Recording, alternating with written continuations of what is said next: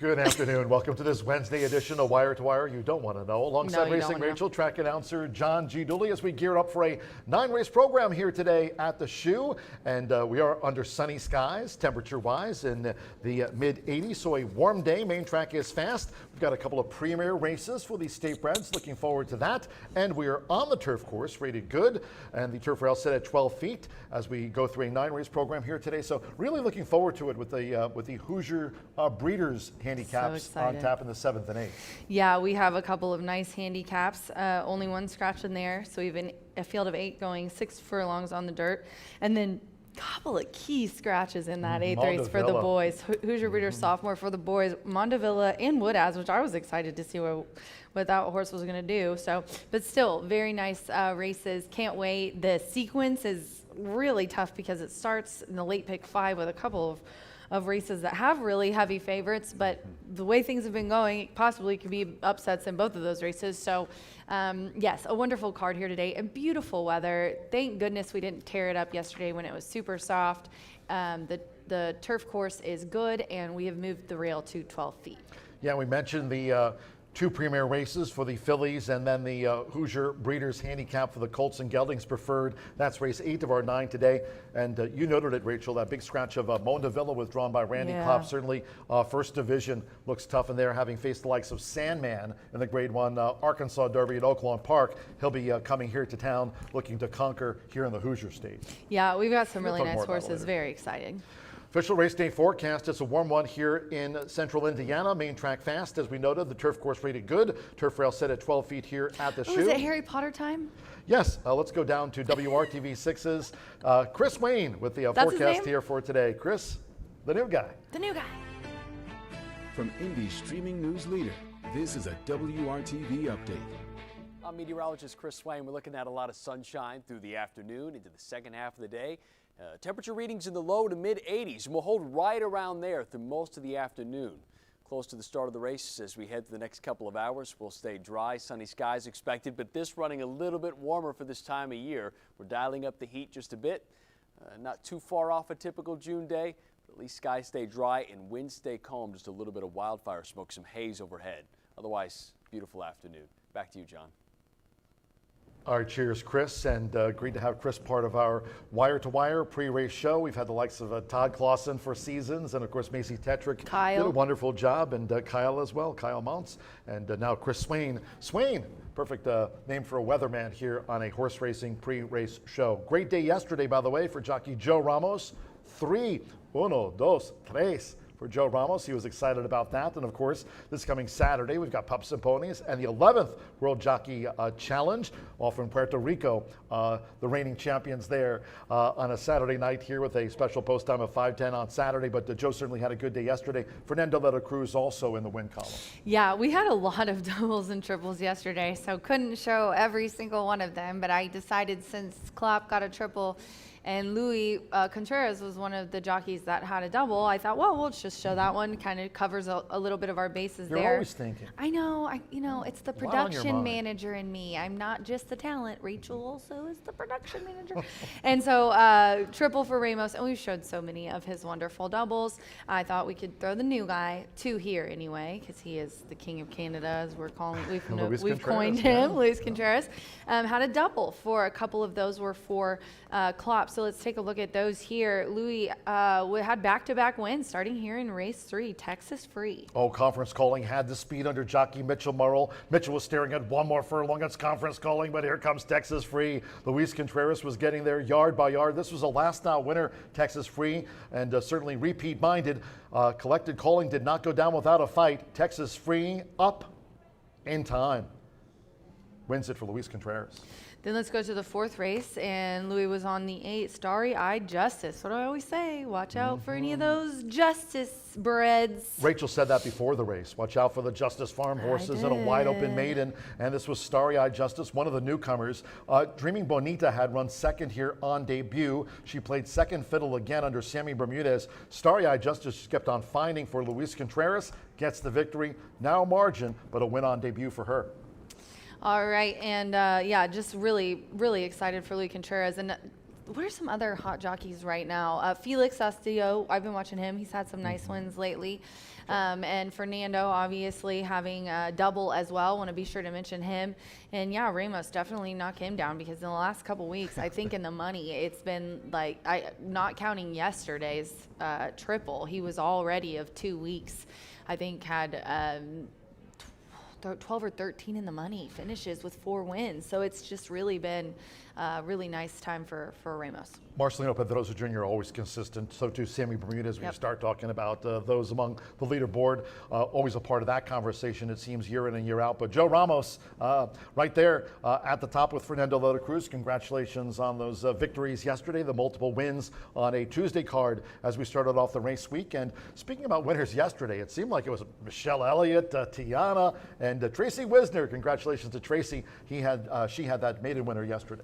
Yeah, and Victoria Oliver, I got a picture from the girls. Victoria wasn't in it, so I apologize, Victoria, but she had a double. But here they are in their little sparkly jackets. I made a joke a few years ago. I think I was on with somebody, and I said, listen, I'm telling you, wait till you see them. If they're all sparkly and dressed up, they think they've got a shot to go to the winner's circle, so be sure to bet them. And yesterday, it was Ladies' Day. They won half of the thoroughbred races yesterday, won by female trainers. So I was telling Bick about that today when I was on, and I said, look, that's why I'm going with hot middles today. She's hot, they're hot, Ladies' Day. And we're going to do a nice little feature. Darby's going to do a ladies on the backstretch feature that we're going to shoot here. So looking forward to that. Hannah Leahy likes that horse. When you talk about girl power, Hot Middles has been having a strong meet here and looks to make it a hat trick of wins here this season. Dodor Klimt, Hot Middles, keep your eye on her. Hot Middles in that 7th race. That's the filly division of the Hoosier Breeders sophomore handicap. And then again, the Colts and Geldings were preferred in the 8th race. That'll follow a couple of premier races here on a racing program at Horseshoe Indianapolis. Where we want to remind everybody, today's contest, Wednesdays are for winning after all. Got it right today. Racing Rachel's Warriors. There we go. Get your entries in. Today, every Wednesday, pick your way to $2,000 for the top prize. This contest available to our on-track horse players. If you're joining us here, stop by that first floor OTB to pick up an entry blank. And your Racing Rachel's Warriors contest for the on-track horse players goes all the way through the final month of the meet. That's in November. Yes, and we pay out the top $300 for first, $75 for second, and $25 for third. So be sure to play as many times as you can until you qualify for the first one, because that's how you get into the final and a chance for those seats to join me in Vegas for the NHC. Live racing back here tomorrow at 2:10. No live racing on Friday. Let's hope the Pacers do it in Game 3 tonight at home at the Gamebridge Fieldhouse. But Friday night, the Pacers will play again at home in Game 4. But we'll be here Saturday night, post time just after 5 o'clock p.m. Eastern. Pups and Ponies, as I mentioned earlier, those jockeys representing their home nations. It's the 11th annual World Jockey Challenge. A lot to look forward to here on Saturday Night Live. Oh my gosh, yeah, we have so much fun stuff planned for Saturday. Be sure to join or to stop by the Canine Castaway booth, as John just said. We are going to have adoptable dogs. Bring a pet food item. We have really cool dog food bowls as well available if you bring a dog food item, and they'll all go to Canine Castaways. We also have the Legends Handicapping Contest, and we also are going to have Kit Hammond here, on the awning stage, and a bounce house, obstacle course, and face painting. Be sure to join us. Also, the World Jockey Challenge. Yeah. So this is so fun. Yes. Ford. Well, you're going to jinx them if you keep saying that. Mexico, U.S. We'll get a list of all of the countries for our World Jockey Challenge this weekend. The jockeys love this, and it's so cute to watch them root for each other. Yeah, you get points for first, second, third, and fourth, and the country with the most wins will be the champion. And Puerto Rico, as John just said, has won the last 4 times, but could be an upset, ladies and gentlemen. You never know. No pressure on our marketing interns, Darbs Riker and Nathan Klein. They'll be keeping track of those scores, so a lot hanging in the balance. So always make sure that you add up the tallies for those finishers, and we'll see which country finishes on top. But certainly in the past 4 years, it's been Puerto Rico reigning in the World Jockey Challenge. We'll be staging here on Saturday. Good luck to all the nations that'll be represented by our riders here. USA.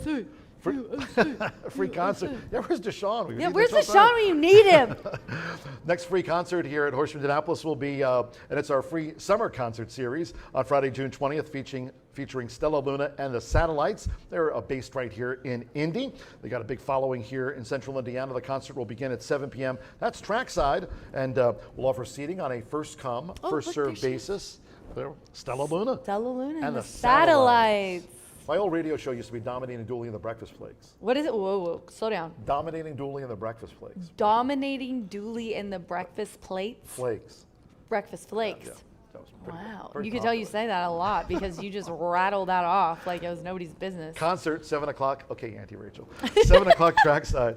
First come, first serve. I'm just impressed with the race call skills Food that trucks and transfer drink right over stations. to the name of his Food, show. food, drinks, everything available. Yeah, it'll there. be a lot of fun. Indiana Derby coming up. Speaking of racing fun, that's fast approaching. believe. Yeah, we're rolling right through June. Less Then we come to July, 4th of July. Then a month. Celebrating, of course, Independence Day. And here's Indiana Derby Day coming up Saturday, July 5th. What a weekend that's going to be. Talk about a bang.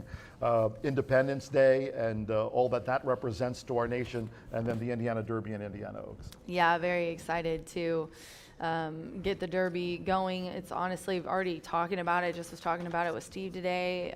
Louis is going to be here to do the post draw on that Monday, and it's just a few weeks out. We have got a ton of fun activities for you, and if you would like to have a table, it's completely free to come to the Indiana Derby on the apron, but if you would like your own spot and wonderful food options, just a great, up here, definitely. 317-421-8801. Call Beth and let her know she's the boss. She keeps it all organized. Are you calling Beth or are you on X? No, I'm on X. I'm checking to make sure. Usually when I'm on, they tweet out the tip sheets. And so while I wasn't on camera, I was trying to sneakily look, but you called me out. Got it. I usually look without being sneaky, so who cares? Two premier races today. We've got the Philly division of the Hoosier Breeders Sophomore Handicap. We mentioned Hot Middles in good form, for Tiana. And Hannah Leahy back on board, the daughter of Klimt. And you want to take a look at a couple of our premier races today. Yeah, let's look at this real quick. But first, before I get started, some very interesting tidbits today by our very own and newest intern, Nathan Klein. Anybody in horse racing knows who Nathan is. He already made me take down the pictures of my children that are in my old office. No, just kidding. He's got some pictures you want to pull up. Nathan's put He's up already kicking me out. All the track announcers. He's like, I don't care that I'm only here for 3 months. Race, get your kids off the Great to have wall. Nathan with us. Nathan's awesome. I'm messing. I'm gonna see if Sam can print him his pictures. But race 7, so we do have a scratch of the 9, Cloudy Star, and I love Nathan's note today. He wanted. He had at age 2, Elegant Justice, who is the 2-horse trained by Aaron West, and Hot Middles, which is my top selection, trained by Tiana Hannah Leahy. We were just talking about aboard. Their debut race faced each other 3 times since then, and Elegant Justice is up 2-1. All right. I thought that was interesting. Good job, Nathan. Little sovereignty and journalism thing going on. And Wicked Vet, the 7, who that's my second selection, won a record 4 Philly Division sophomore handicaps, and the only rider to win more than 1 male division sophomore handicap as well. So very, very excited about Nathan and his attention to detail. And it was only his first day yesterday, so Nathan right on the laptop and printing out the notes. Yes, he's on it. He is. Okay, let's talk about my selections. I already said Hot Middles put up a 90 last time. She won by 5 and an allowance at 5.5. We're going 6 here today. She did has a second at 6. Most of her wins have been at 5.5, but I don't think that's going to be a huge difference with the speed numbers that she has. She definitely looks tough to take in here. She's a prime power rating. She's the class. Best speed, $100,000 sophomore stakes. Yeah. Just a note. Just to let you know. And the, but I thought it was very interesting that the 7, Wicked Vet, who we just mentioned, has the best speed at the exact distance, which we just gave away a Wicked Vet, didn't we, John? I didn't win it. Yeah, put up a 78 at today's distance. So I put that one in second. That's my exact, a 5.775. It is a really good race. And then I put in the 4 G-Force Jimmy. Marcelino's aboard for Tony Kenningham. Pam Hahn owns. And this is Anne Has Bred. This is a 3-year-old filly by Jimmy Creed. A second place finish last time, broke the maiden at 5.5. That was the first time that she had gone 6. It's the second time to do something. I always say horses, these young ones learn after trying something for the first time. And then I'm going to go to race 8. We do have a couple scratches in here, but I just think that this is still a very interesting race. It's not, I would say, fun. It's a little challenging, but changing the landscape of a race with a couple of the top horses being out kind of leaves it open for some other horses. And I just think that, First Division obviously was going to get a lot of action here. Sure. Anyway, Kenny McPeak, ran in the Ashland but didn't do anything. But then a nice third in a $200,000 stake. This is a $100,000 stake. It's easier company. Had a really nice speed figure last time of 86. However, I am going to try to beat the favorite, and I am going to go with Gisoli. It's first out 2025, so that's a bit of a question mark. But before that sloppy first time at 2-turn race at the end of the year last year, this horse had done absolutely nothing wrong. I definitely am rooting for him. Eric, Steve, 3-year-old colt by Matoli. Going to be very interesting to see when the Circle City, but I think he's going to love the stakes here. I'm going to try to beat the favorite. And then the 6 Sleepy. Steve Bick talked me into Sleepy today when we were on the show. I wasn't really sure who I was going to put in for my try, and the more I looked at this Clop trainee who just romped last time, however, has only caught the slop and finally gets a fast track today. So 7, 5, 6 for me in the 8th. And those are our stakes, our handicaps today. Premier Racing. Don't sleep on Serbaji. You go back in that past performance line. Last time sprinting third in Dumont Deville in the Crown Ambassador. A couple of really nice races there to end the race, in the meet, and then comes out swinging at 2 turns. So yeah, I think this is, even though it is a scratch down with a couple, I think it's a really nice race. And after the 2 premier races, we give Martha Clausen, our quarter horse expert, a quarter horse maiden juvenile dash to close out the card here today.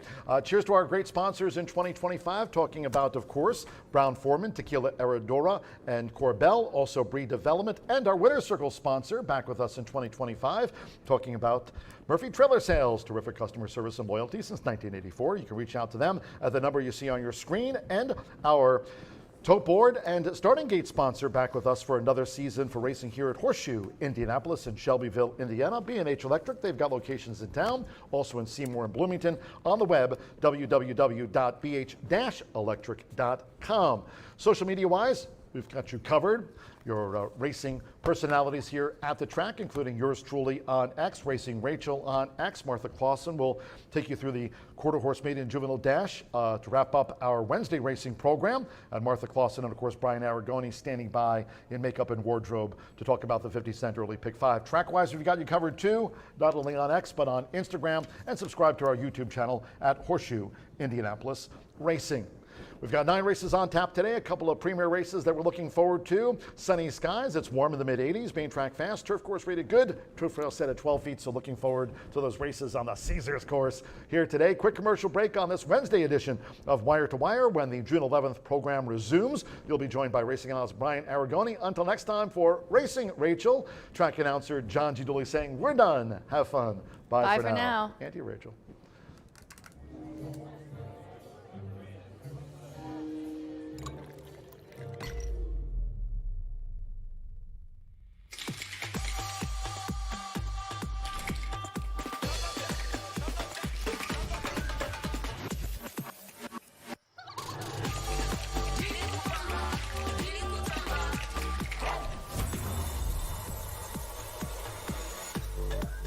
Tequila Herradura. Extraordinary awaits. Look around. Spring is here. And no matter what you're planning or planting, it's nice to know Hubler Ford's got you covered for 200,000 miles. During Hubler's Spring Forward event, save big on a new Ford. You pay what we pay. Ford employee pricing for everyone. So spring forward, knowing Hubler's got you covered for 200,000 miles. DriveHubler.com.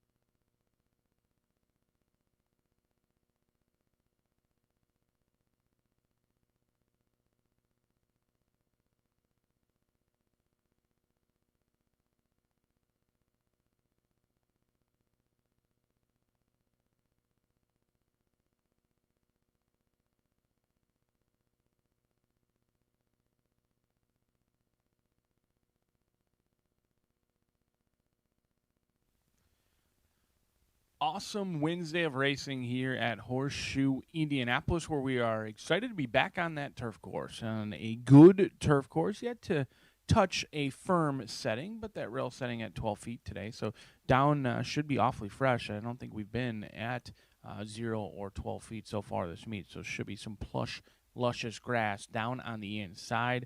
But the rains have subsided, thankfully, and we can hold off for Noah's Ark, not quite yet here in Shelbyville, Indiana. But 18 minutes away from the opener, let's get started. Let's take a look at the 3-year-old fillies maiden special weight event that kicks off the card now just 18 minutes away. No scratches, no changes to be reported out of this race. And I'm going to take a stand against number 3, Painted Dessert, 1-5 on that morning line. And this is a horse that I think is potentially beatable. I mean, Brad Cox wins at 28%. He's 25% around the nation, and they debuted this winter on the synthetic, and I just don't like horses that have routinely taken action, going to be heavily bet, and have yet to win.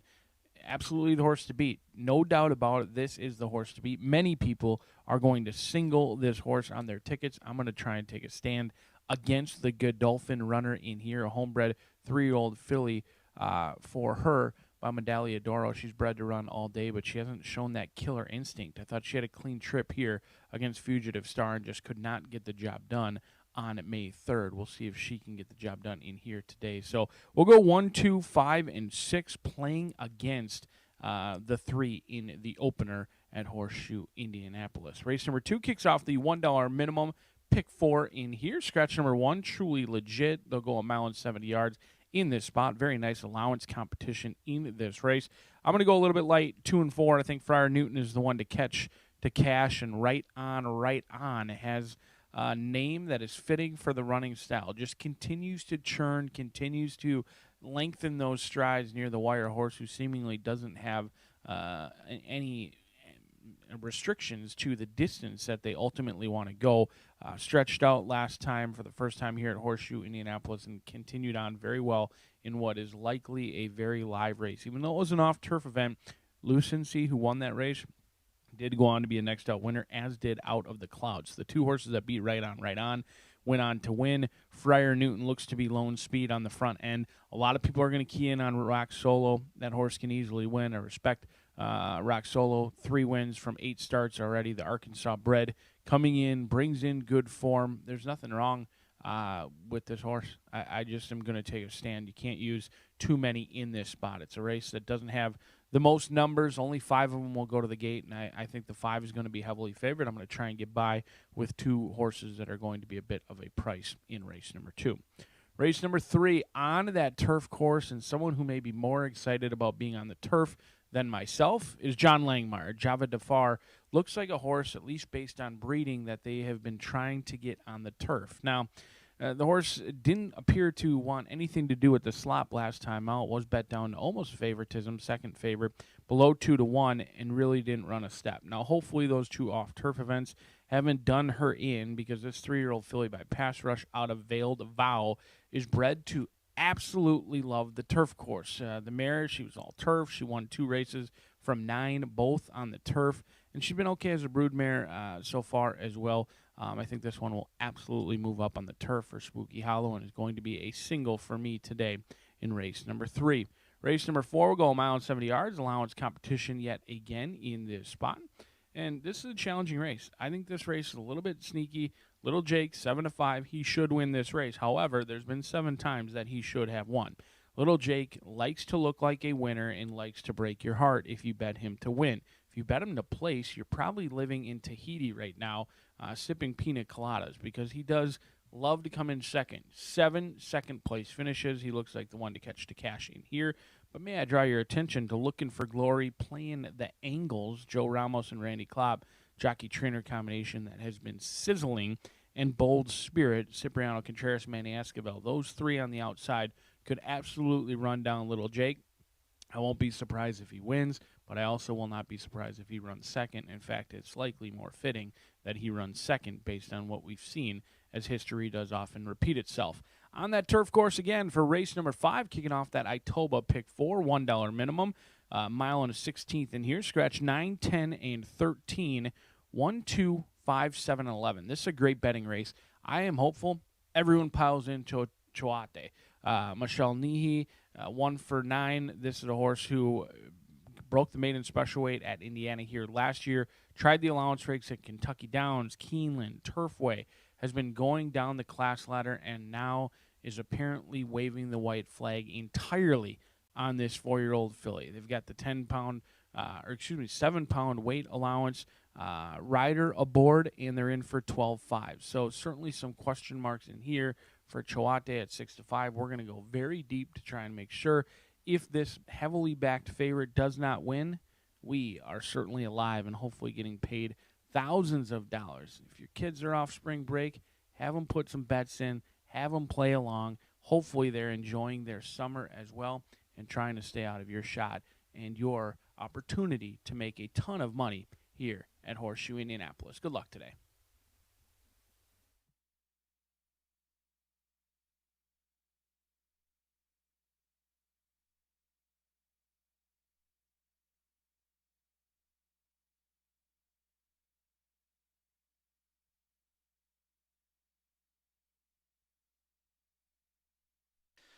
Good afternoon from Horseshoe, Indianapolis.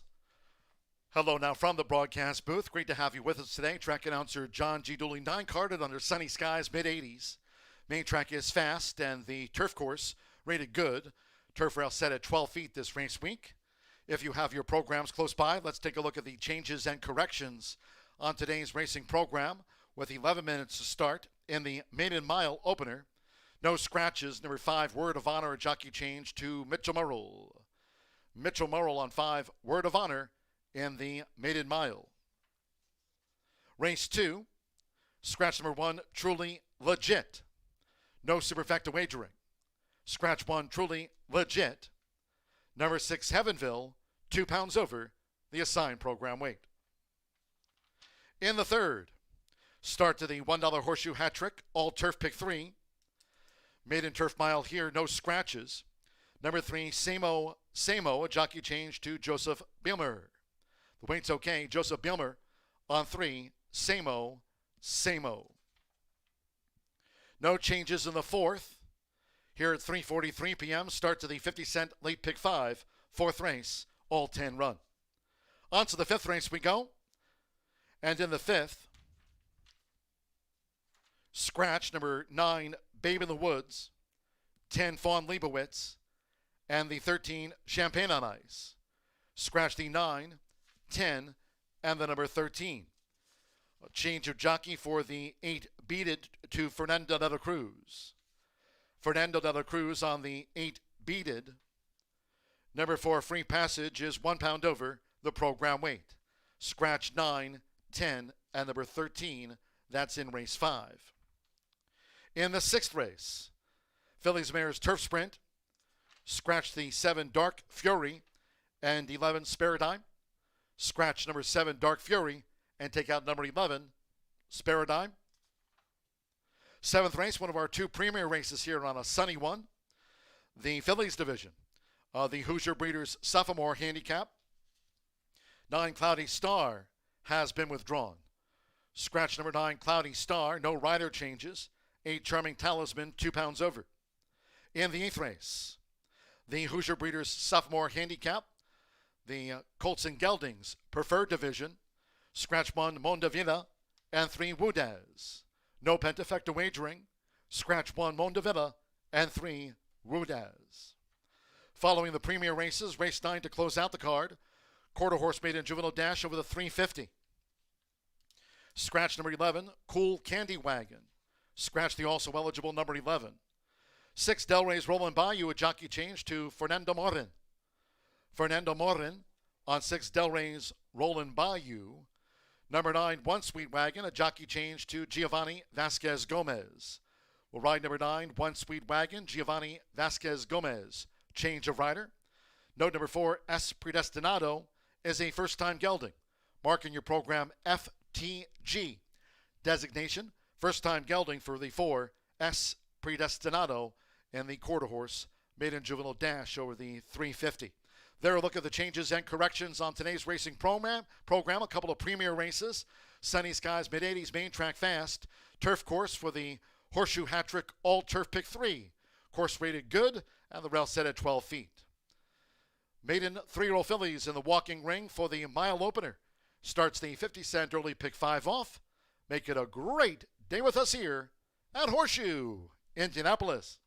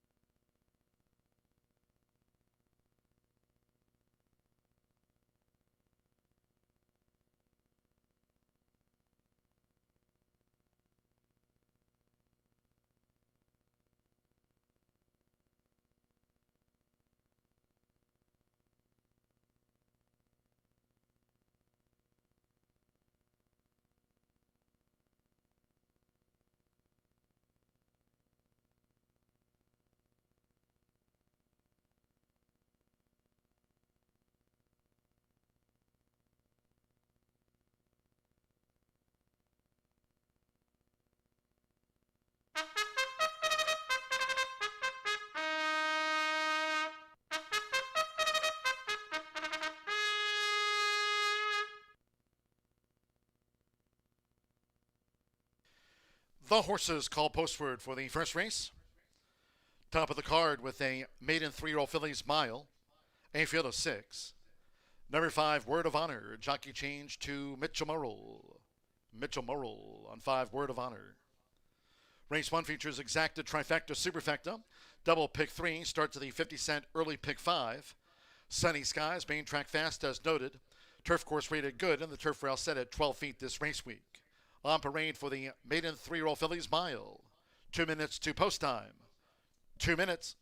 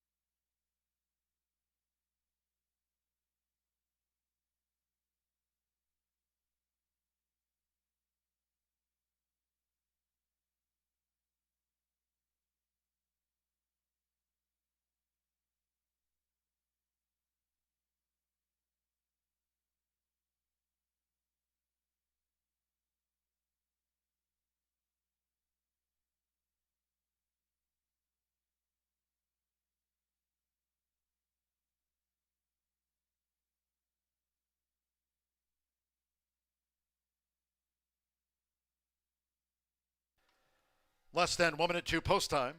Start to the 50-cent early pick 5. Less than 1 minute.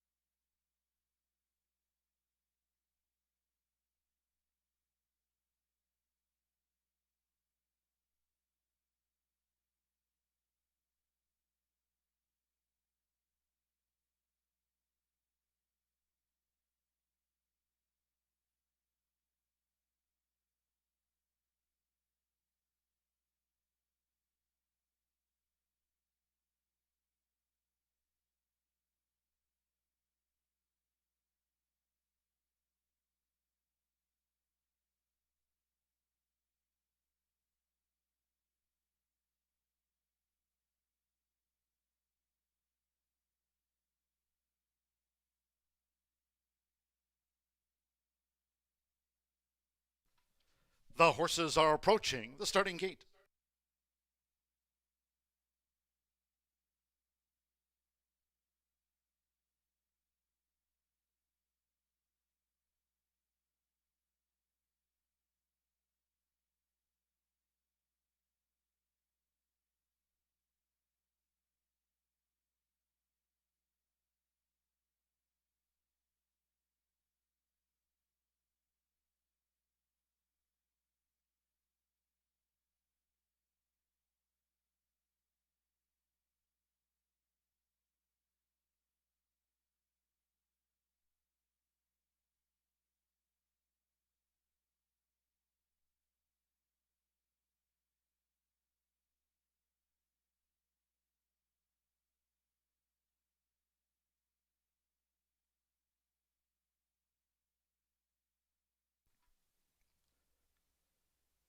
The horses have reached the starting gate. It is now post time. They're going in. First up, Santo Sanjor with Clay Basket, the daughter of Dialed In. Loading for the maiden mile, Alberto Burgos with Acousticat. The daughter of McLean's Music has joined Clay Basket. Fernando Letta Cruz with Painted Desert. 2-5, the first favorite.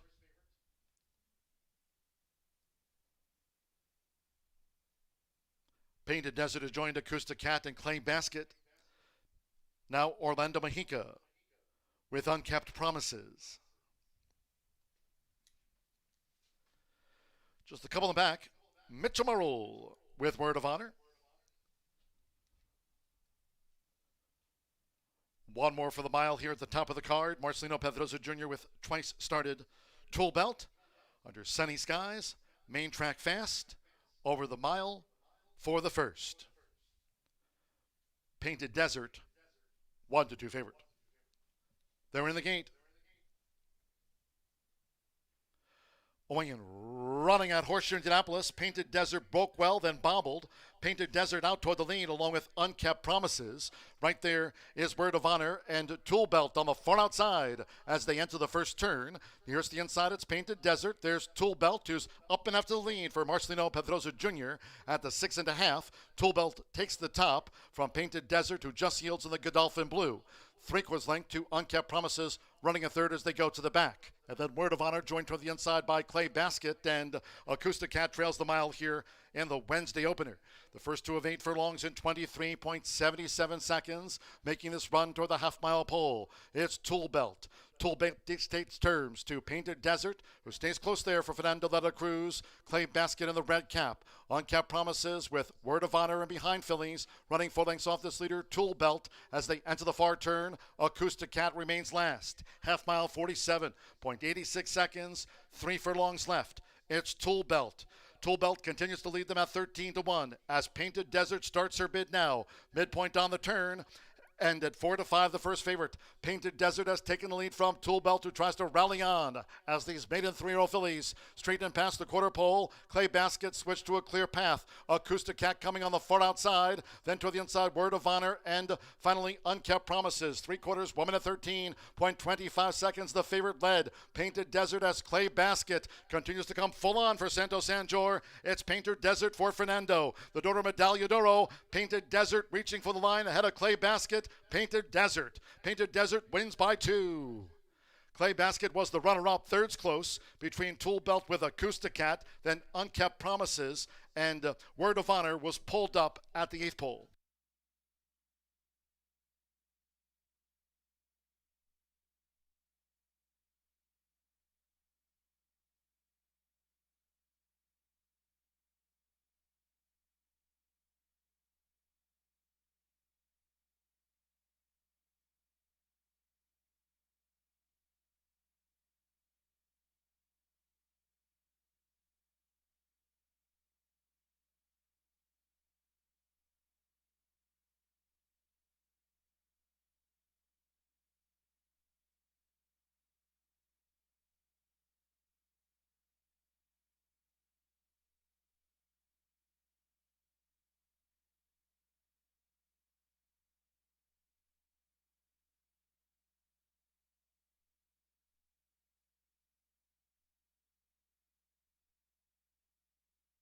139.21 after the maiden Phillies mile. 139.21, 3-1, then a show photo. 3 Painted Desert at 4-5 first, 1 Clay Basket. 9-5 on the runner-up. Stand by for the third and fourth. Word of Honor was pulled up. Fernando de la Cruz on the first favorite for Brad Cox and Godolphin. It's 4-5 on Painted Desert out to the maiden ranks.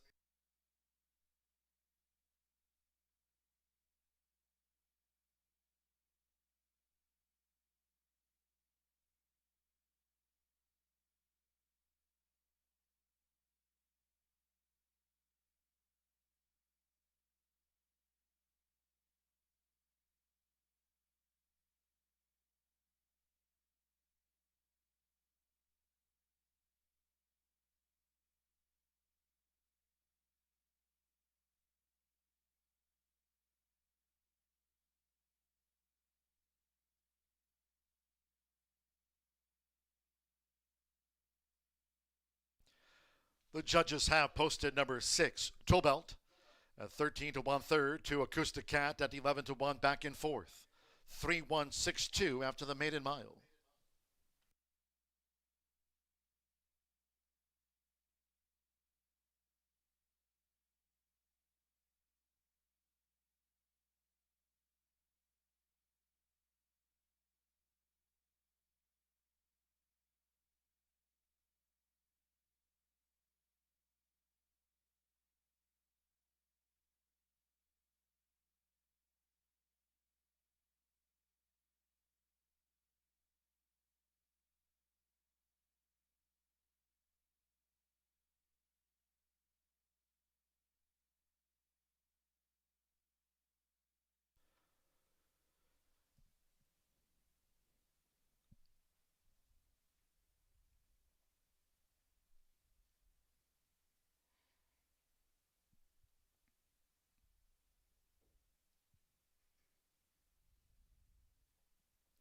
Stepping into the Murphy Trailer Sales Winner's Circle, number 3, Painted Desert, with Fernando de la Cruz. Painted Desert is a 3-year-old bay filly by Medaglia d'Oro and a Sky Painter by Street Cry. The winner was bred in Kentucky by owner Sheikh Mohammed bin Rashid Al Maktoum's Godolphin, trained by Brad Cox, assisted by Ricky Giannini here in the Hoosier State. Horseshoe Indianapolis congratulates the winning connections of Painted Desert.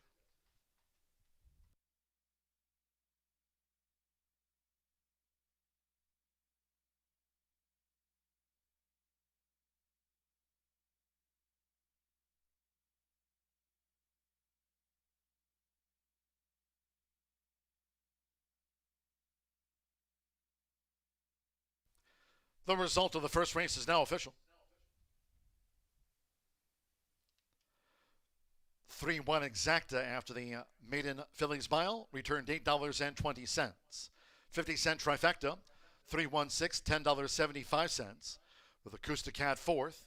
The 10-cent superfecta, 3-1-6-2, paid $3.98 in the mile opener. Favorite first, all 6 ran 139.21 seconds. Race 2 next. Scratch 1, Truly Legit. No superfecta wagering.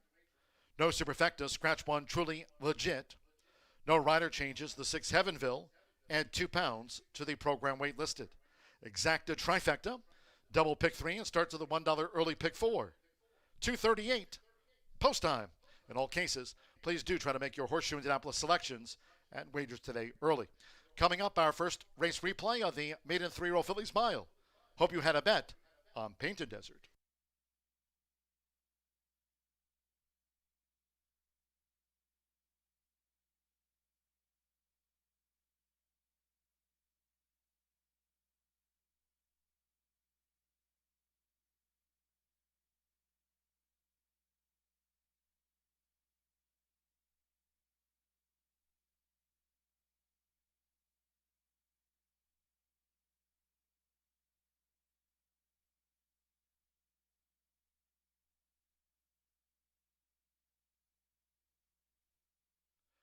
Owing and running at Horseshoe Indianapolis, Painted Desert broke well, then bobbled.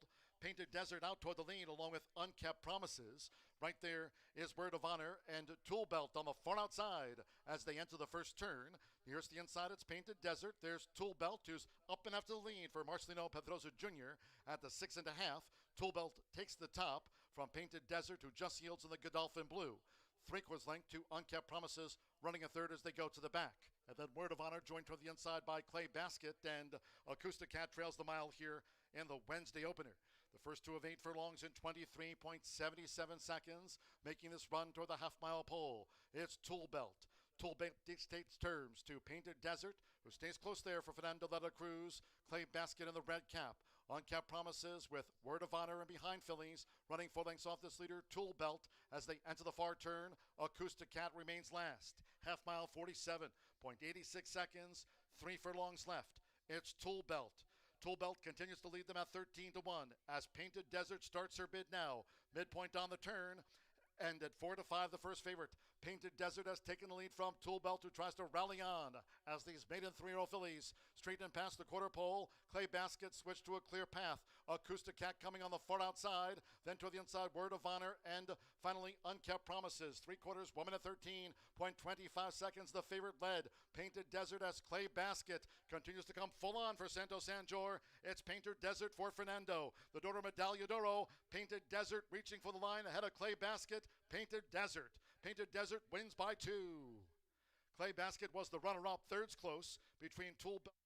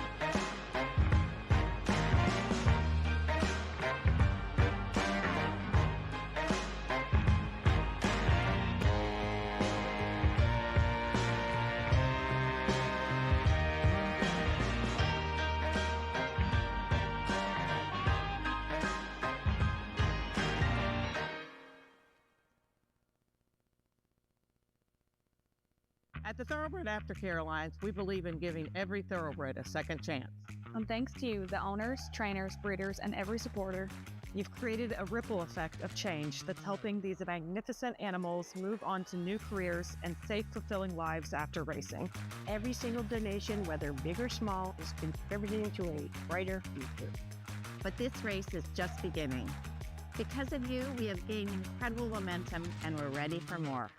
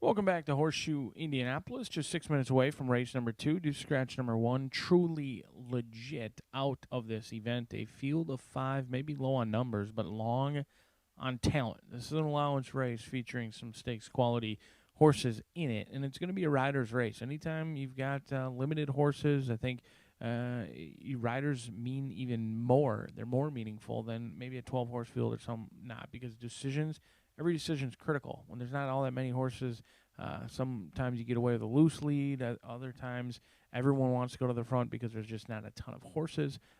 So I think riders become even more important when you do have low numbers. And this does kick off the $1 pick 4. And I'm going to go to one of our leading riders, in Joe Ramos for Paulo Lobo in here. A horse who's 1-2 starts from his first 8 career races, and he was a dominant winner last time out. That was with Evan Roman aboard on a very speed-favoring day. But you don't see 136-2 very often in Indianapolis. That certainly jumps off the page. He's proven to have an affinity for wanting to at least be early or near the lead in his races, but Evan Roman did opt to ride elsewhere. He picks up Rock Solo for Ron Moquette, so obviously he had his choice. The 2 victories did come with Roman aboard. We'll see if Joe Ramos can keep it trending in the right direction, and maybe Ramos will have an opportunity to chuckle at Roman saying, you picked the wrong horse. I appreciate the win. One of his defeats did come against King Ice, who's an Indiana monster. But Friar Newton, both career victories have come here at Horseshoe Indianapolis, despite being a Kentucky bred. I think in this race he looks like Lone Speed, long gone on the front end, and he will certainly be the one to catch the cash, in my opinion. But a horse like Right On will just continue coming. He lives up to the name. And this $1,000 sales purchase seems to be a pretty good purchase right now. 2 wins from 7 starts, almost $40,000 in earnings, and a horse is going for $1,000. You just don't see that very often. And he's proven to run on any surface, whatever they put him on. Synthetic, I think he would take to turf as well. He's raced going short. He's raced going long. He's had success really wherever they put him. He's just kind of a game-old racehorse. Fernando de la Cruz going to be aboard as he was in that second victory, April 22nd, and back in December on the synthetic, where he got the maiden breaking score. He's a horse who won't be near the lead, but he does have enough tactical speed to probably sit in that second tier. If they're dueling up front, veteran rider and our leading rider, like Fernando de la Cruz, can certainly push on by at the right time. A horse by American Fair that is just going to keep on coming, and we'll see if he can get the nose down when it's all said and done. A great value player in here. In fact, right now, the longest shot on the board, and I think deserves a long, long look. But Heavenville, for Steve Asmussen, might have something to say about the Deuce getting away with a loose lead, because Heavenville's very quick in his races. He's shown the ability to go to the lead, open up, or he can be tactical. Last race, he kind of sat off of it, never pushed on past, coming in from Texas. This 3-year-old colt by Instagram, 2 handlers. Looks great, looks excellent. See how that energy on the toes, on the muscle, maybe a little bit anxious for my liking in here. We'll see if he settles down once Eric Asmussen gets aboard today, but certainly looks the part, looks plenty fit. Doesn't look any worse for the wear off of the shipping up from the Lone Star State as the beaten favorite last time out that did miss the board. He's a consistent sort in here, but he certainly fits with this group. He takes on some other horses that have won multiple races in their career. He's still eligible for non-winners of 2, but he lands in this spot. We'll see if anyone can beat Rock Solo. Evan Roman had his choices, and he chooses Rock Solo, the Arkansas bred. Lands in a good spot. He brings in decent form from Oaklawn Park. We'll see how that translates to his first race here at Horseshoe Indianapolis. Sometimes we see horses take a little bit longer, maybe a race or 2 to get acclimated to the surface here at Horseshoe Indianapolis. He's strictly the horse to beat, but is he the horse to bet? That's for you to decide as we kick off the $1 Pick 4.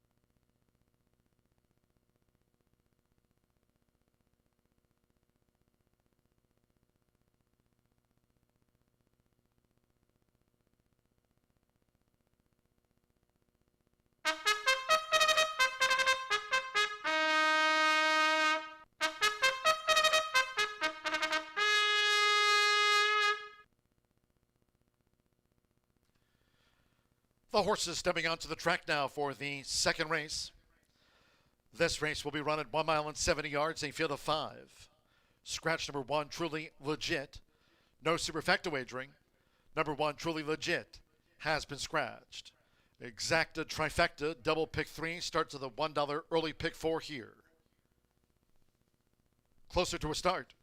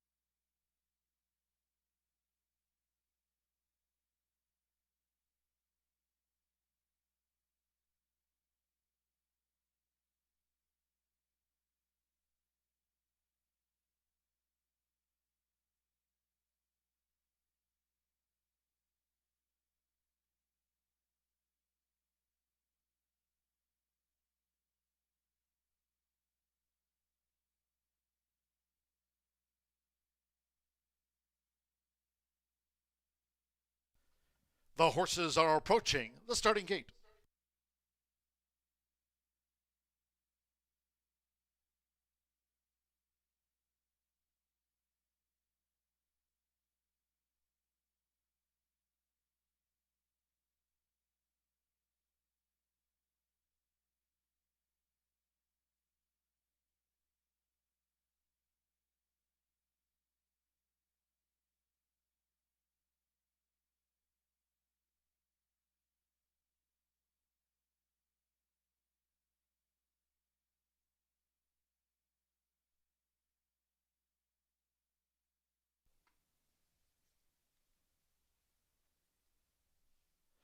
The horses have reached the starting gate.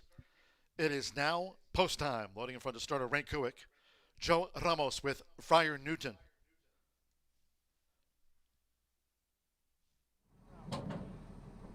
Alberto Burgos, Blue Coast coming up to join. Right on, Fernando de la Cruz, riding for the opening double. Now Evan Roman with Rock Solo. One more, Eric Asmussen in Heavenville, the son of Instagram, at 1 mile and 70 yards. Even money, Friar Newton favored now.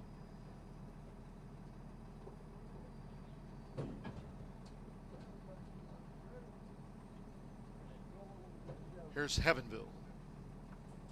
Seconds of the day from Horseshoe Indianapolis. They're in the game. They're off. Right on, broke well.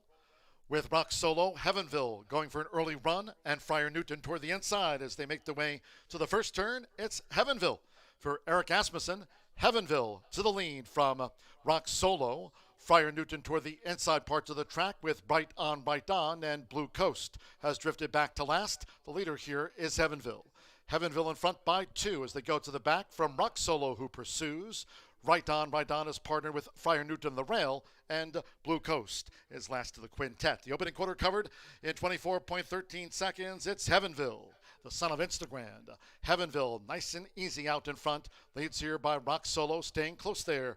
In the pursuer's role for Evan Roman, Joe Ramos, and Friar Newton third with the rail by 3/4 length. Fernando de la Cruz and Right on, running in fourth position past the half mile. And with Alberto Burgos, Blue Coast still trails them. Heavenville remains the front runner. Clock to half mile in 48.23 seconds. Steady splits for the leader. Heavenville with 3 to go. As Rock Solo is trying to inch in, Heavenville and Rock Solo as they make their way around the far turn. Right on, making 3-path progress. Friar Newton is right there too. As they come past the quarter pole, and the one detached is Blue Coast. 3/4, 1 minute 12.91 seconds as they come to the top of the stretch. And at Heavenville, the rail opened up nicely for Friar Newton, and Joe Ramos came through with Friar Newton, has taken the lead past the 8th pole, widens on Heavenville, widens on Rock Solo, right on, continues a charge. The distance is Blue Coast, they're near home with Joe Ramos. Friar Newton finishes on top by 3. Right on, gains second from Rock Solo. Heavenville, back and forth.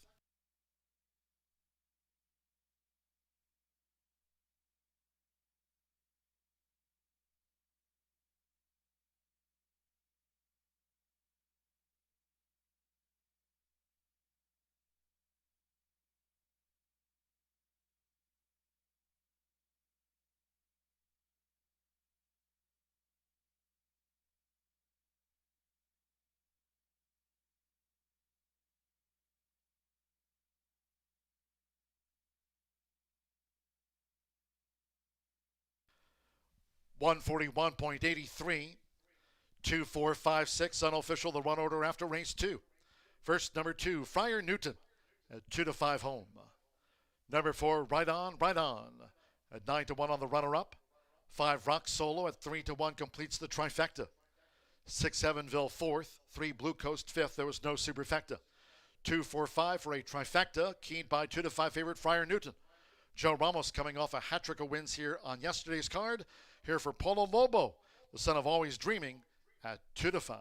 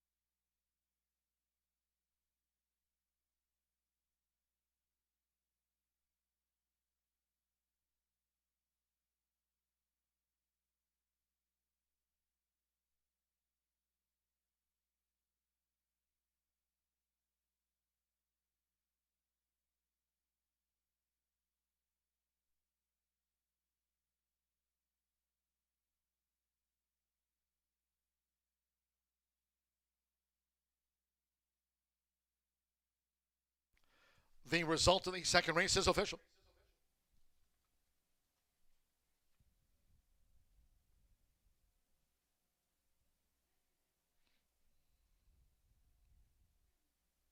In the Murphy Trailer Sales winner circle, the 2, Friar Newton, the favorite home under Joe Ramos' hands. Friar Newton is a 4-year-old big gelding by Always Dreaming out of the Summer Squall mare, Summerly. Polo Lobo trains for Las Monjitas Stable LLC and Tomas Fernandez Llanos. Camilo Bautista Palacio, Las Monjitas Stable LLC. Horseshoe Indianapolis congratulates the winning connections of Friar Newton.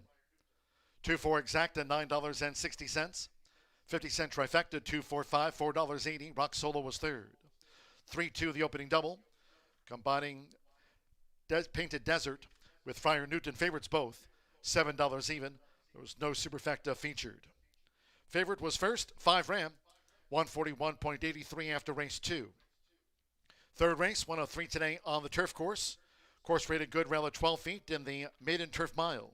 No scratches. 3 Samo. Jockey change to Joseph Belmer. Weight's okay. Joseph Belmer rides 3 Samo. Exacta trifecta superfecta, double pick 3. And the maiden turf mile kicks off the $1 horseshoe hat trick all turf pick 3 wager. Featured post time in 15 minutes. It's duo 309.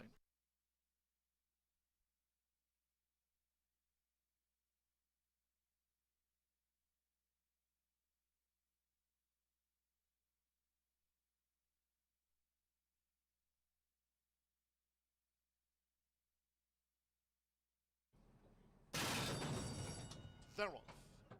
Right on, broke well. With Rock Solo, Heavenville going for an early run, and Friar Newton toward the inside as they make their way to the first turn. It's Heavenville for Eric Asmussen.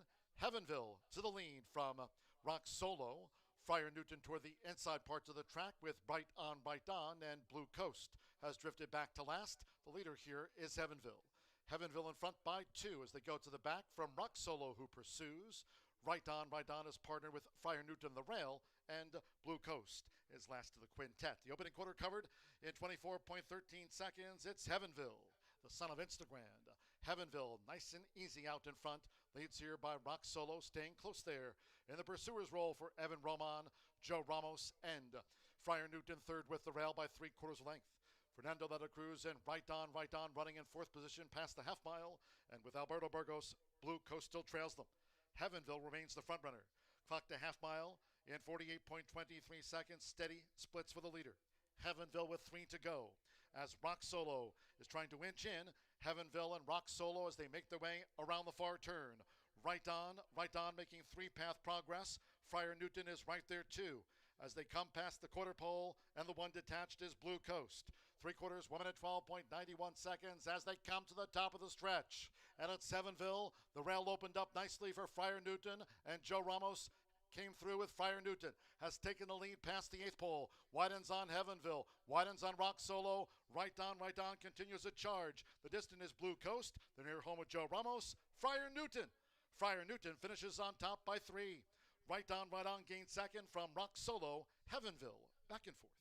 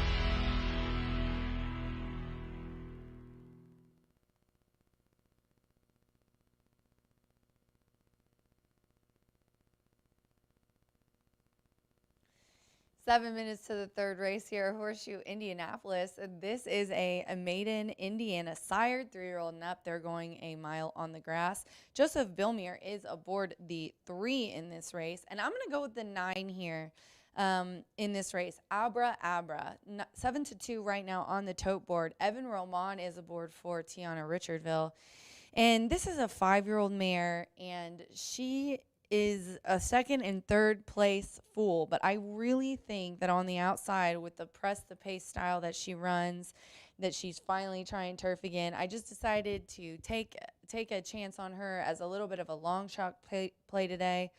The reason why is I went back and I was looking at the turf races. There's only a few, but when she's ran on turf, she hasn't done bad, including September 17th last year. In a maiden special weight, she got second, and she likes the distance. She likes to go a mile and 70, very similar. So I thought today might finally be the day in a group of maidens here. Tiana had a great day yesterday. It was Ladies' Day. Victoria, Tiana, Tracy, and Michelle all won. Half the races were run by women trainers. Very proud. So I'm going to try to roll Tiana's success into today and put Abra Abra on top. And then I'm going to go to the 2, Hava Difar. That's how I'm going to say it. The 2 is the favorite right now at 2-1. Gets the services of Marcelino Pedroza for John Langemeyer, and this is a 3-year-old filly by Pass Rush, who's making her 3rd lifetime start. She debuted on a good track on May 3rd at a mile and 70, and she seemed to like the distance. She was bumped at the start, and I think she would have done even better had that not happened. She was 3rd. She came from pretty far off the pace, 9 lengths off after that bump. So last race, she caught the slop, and she obviously did not like it. She also brushed a horse at the start again. So I drew a line through that one. I'm basing her form off of that debut on May 3rd. She can only get better, and I just am hoping that Marcelino this time can keep her straight and out of a little bit of trouble at the break. And then I got to put the 7 in, and thanks to Shannon, I was looking at the second race. I looked up and saw Shannon in that blue and white, her South Point Farm colors, and I said, oh, where's Shannon's horse? So thanks to that. Tiny Express here is a 3-year-old filly by Unbridled Express, who's making her 3rd start of her life, but first out for 2025. She ran twice in 2024 in May and June, and I think that Shannon just thought, let's give her some time. She's the co-owner here, so she gave her a little bit of time to come back. Because she didn't do much there. But I like that they're switching everything up. We're going to try grass. We're going to try routing. And it seems like when that happens, you get a completely different horse. She also had a lot of trouble in the start one of her races. She kind of got stuck inside in her debut. So she really didn't have a very easy way of either of those. This one, like I said, co-owned by Shannon and Rodney, trained by Shannon and ridden by Rodney Prescott. So 9-2-7 here for me in this 3rd race. Remember, next race does kick off our late Fire 5. That does include 2 of our premier races in 7 and 8. Good luck.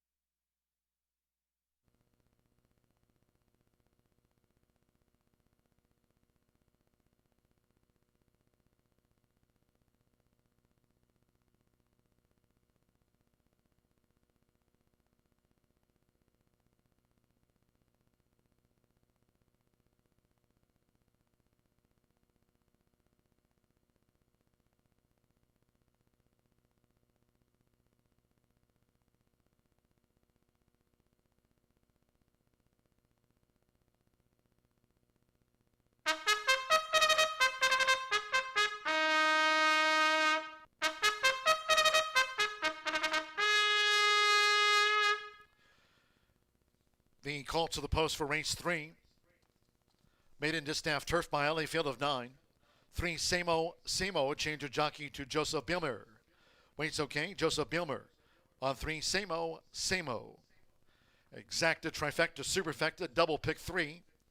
Maiden Distaff Turf Mile starts the $1 Horseshoe Hat Trick All Turf Pick 3 featured. Course good, round at 12 feet. Due off soon.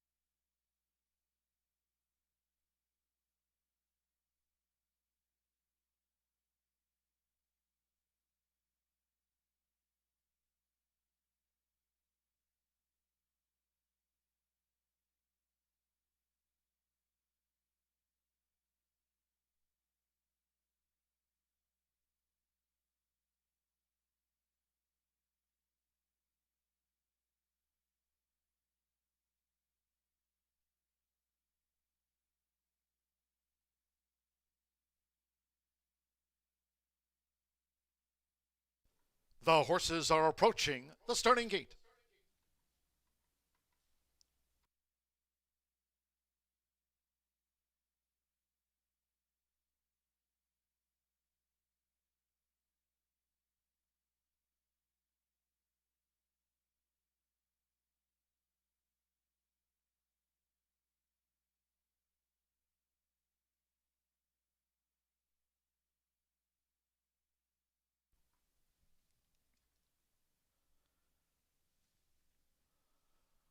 Under sunny skies for the first of 3 times today, crossing over to the turf course. On final approach.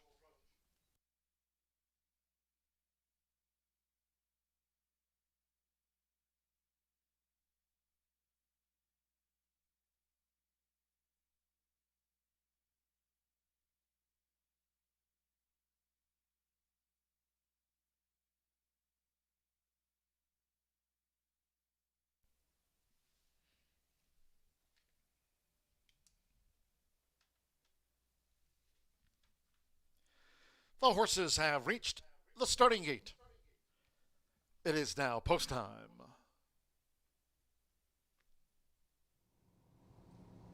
Loading for the maiden. Sammy Bermudez with Lily Rose Express, green with the white hoops. Alberto Burgos, Mabel Sue Jolene was first in. Andres Calleja, What You Wish.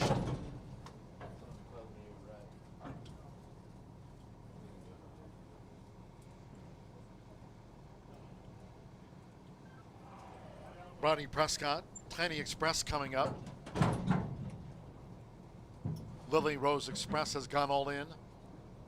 Marcelino Pedroza Jr. with Javanafar.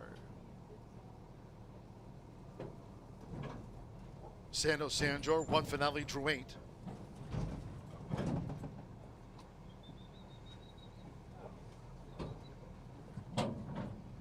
Javanafar has gone all in. Joseph Bilmer with Samo. Over the mile, a couple of them back. Luis Contreras with Tamarack Square. One more. Evan Roman, an 18-time started Abra Abra. Of course, good, around the 12 feet. Start to the Horseshoe Hat Trick Gold Turf Pick 3. Good to go. Ready. And they're off. What You Wished was slow to break. Lily Rose Express sharply away with Javanafar. Samo with a white cap. Right there is Tiny Express going for an early bid, and also up close Mabel Sue Jolene. As they make their way into the first turn, here's Tiny Express for Rodney Prescott.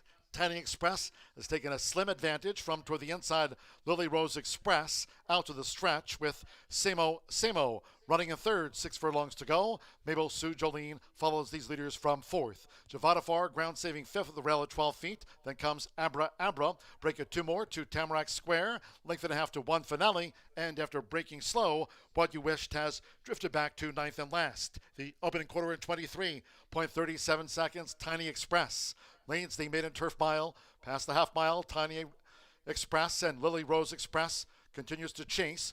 3/4 length to Samo running in third. It's a break of 6 more to Mabel Sue Jolene in turn 2 to Javanafar with on the outside Abra Abra. One Finale is 3 deep on the course. And then the trailers, Tamarack Square, and finally What You Wished. Half mile in 47.11 seconds. Tiny Express as Samo's coming with a bid. Lily Rose Express chased the pace and has dropped back as the fillies and mare turn for home. Tiny Express with the rail. Samo. Javanafar is right there now. Javanafar has a gaping hole. Tamarack Square in the navy cap with the rail. Mabel Sue Jolene. One Finale is next. They're well inside the final furlong. Tiny Express. Mabel Sue Jolene continues to charge. And right there between horses, Tamarack Square has made a split. Tamarack Square and Mabel Sue Jolene dived at the finish together. Then Javanafar close with One Finale and Tiny Express. Photo. Mabel Sue Jolene with Tamarack Square. Close call.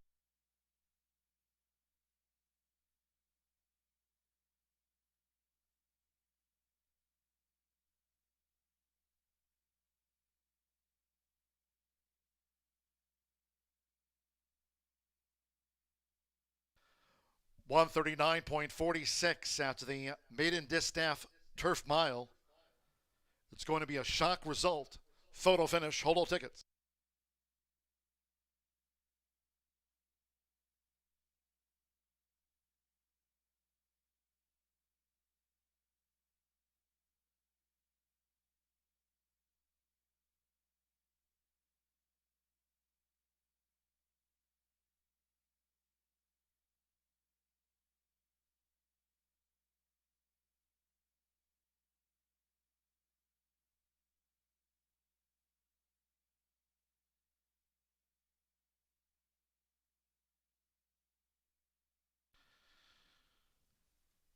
So looking here at the first lap.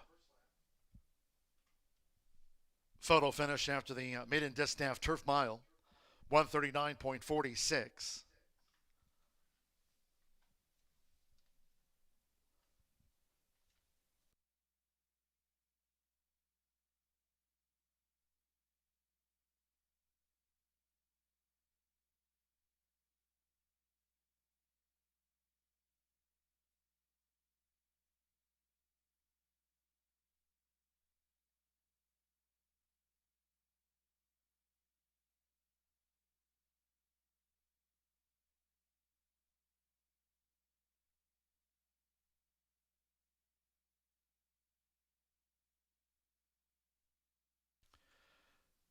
Here's another look at the finish of the maiden distaff turf mile.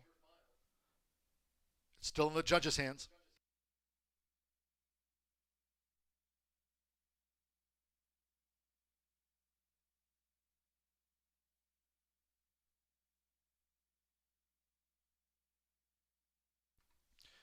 Verdict in 5-4-7.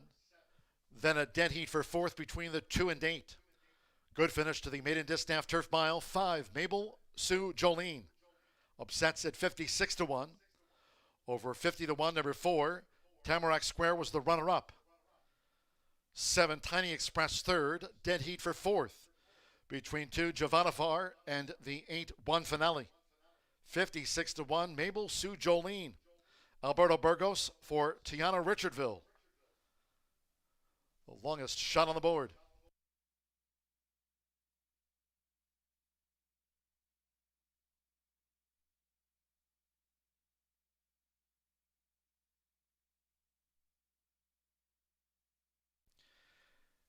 In the Murphy Trailer Sales winner circle, the 5, Mabel Sue Jolene with Alberto Burgos bombs away. Mabel Sue Jolene is a 4-year-old Chestnut filly by El Maui under the Cat Doctor mare, Ms. Cat Princess. She was bred here in the Hoosier State by TC Racing Stable and B&B Stables LLC. Tiana Richardville trains the 56-1 maiden winner for TC Racing Stable and Nate Brannan's B&B Stables LLC. Horseshoe Indianapolis congratulates the winning connections. Mabel Sue Jolene, a bridesmaid no more.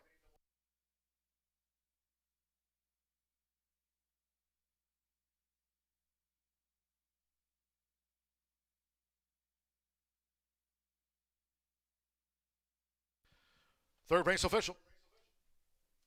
Once again, noting there was a dead heat for fourth. Bear in mind, dead heat for fourth between that number 2, Javanafar shown, and the 8, One Finale. 2 and 8, Javanafar and One Finale dead heated for fourth. 5-4 exacta, $1,457. 50-cent trifecta, 5-4-7. 50-cent pick 3, paid $89.05. Tiny Express was third. That trifecta, $6,104.20. 2-5 double, $85.40.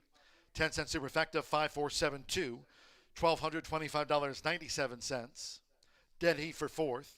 10-cent superfecta, 5-4-7-8. The other dime superfecta pay, $2,203.05. Javanafar, One Finale, 2 and 8, repeating dead heated for fourth. All 9 ran, 139.46, course good. In the fourth, there are no changes, all 10 run, exacta, trifecta, superfecta, double pick 3 and start to the 50-cent late pick 5. Post time in 16 minutes at 3:39.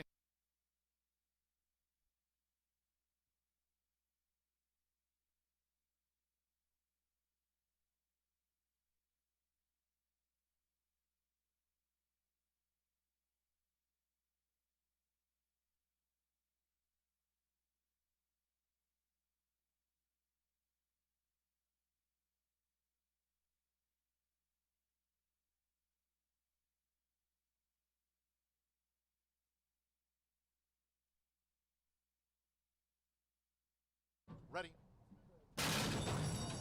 And they're off. What you wished was slow to break. Lily Rose Express sharply away with Javanafar. Samo with a white cap. Right there is Tiny Express going for an early bid, and also up close Mabel Sue Jolene.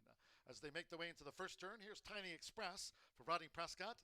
Tiny Express has taken a slim advantage from toward the inside. Lily Rose Express out to the stretch with Samo running in third, 6 furlongs to go. Mabel Sue Jolene follows these leaders from fourth. Javadafar ground saving fifth at the rail at 12 feet. Then comes Abra. Break it 2 more to Tamarack Square. Length and a half to 1 Finale. And after breaking slow, What You Wished has drifted back to ninth and last. The opening quarter in 23.37 seconds. Tiny Express leads the maiden turf mile. Past the half mile, Tiny Express and Lily Rose Express continues to chase. 3/4 length to Samo running in third. It's a break of 6 more. To Mabel Sue Jolene in turn 2 to Javadafar with on the outside Abra. 1 Finale is 3 deep on the course. And then the trailers, Tamarack Square, and finally What You Wished. Half mile in 47.11 seconds. Tiny Express as Samo's coming with a bid. Lily Rose Express chased the pace and has dropped back as the fillies and mare turn for home.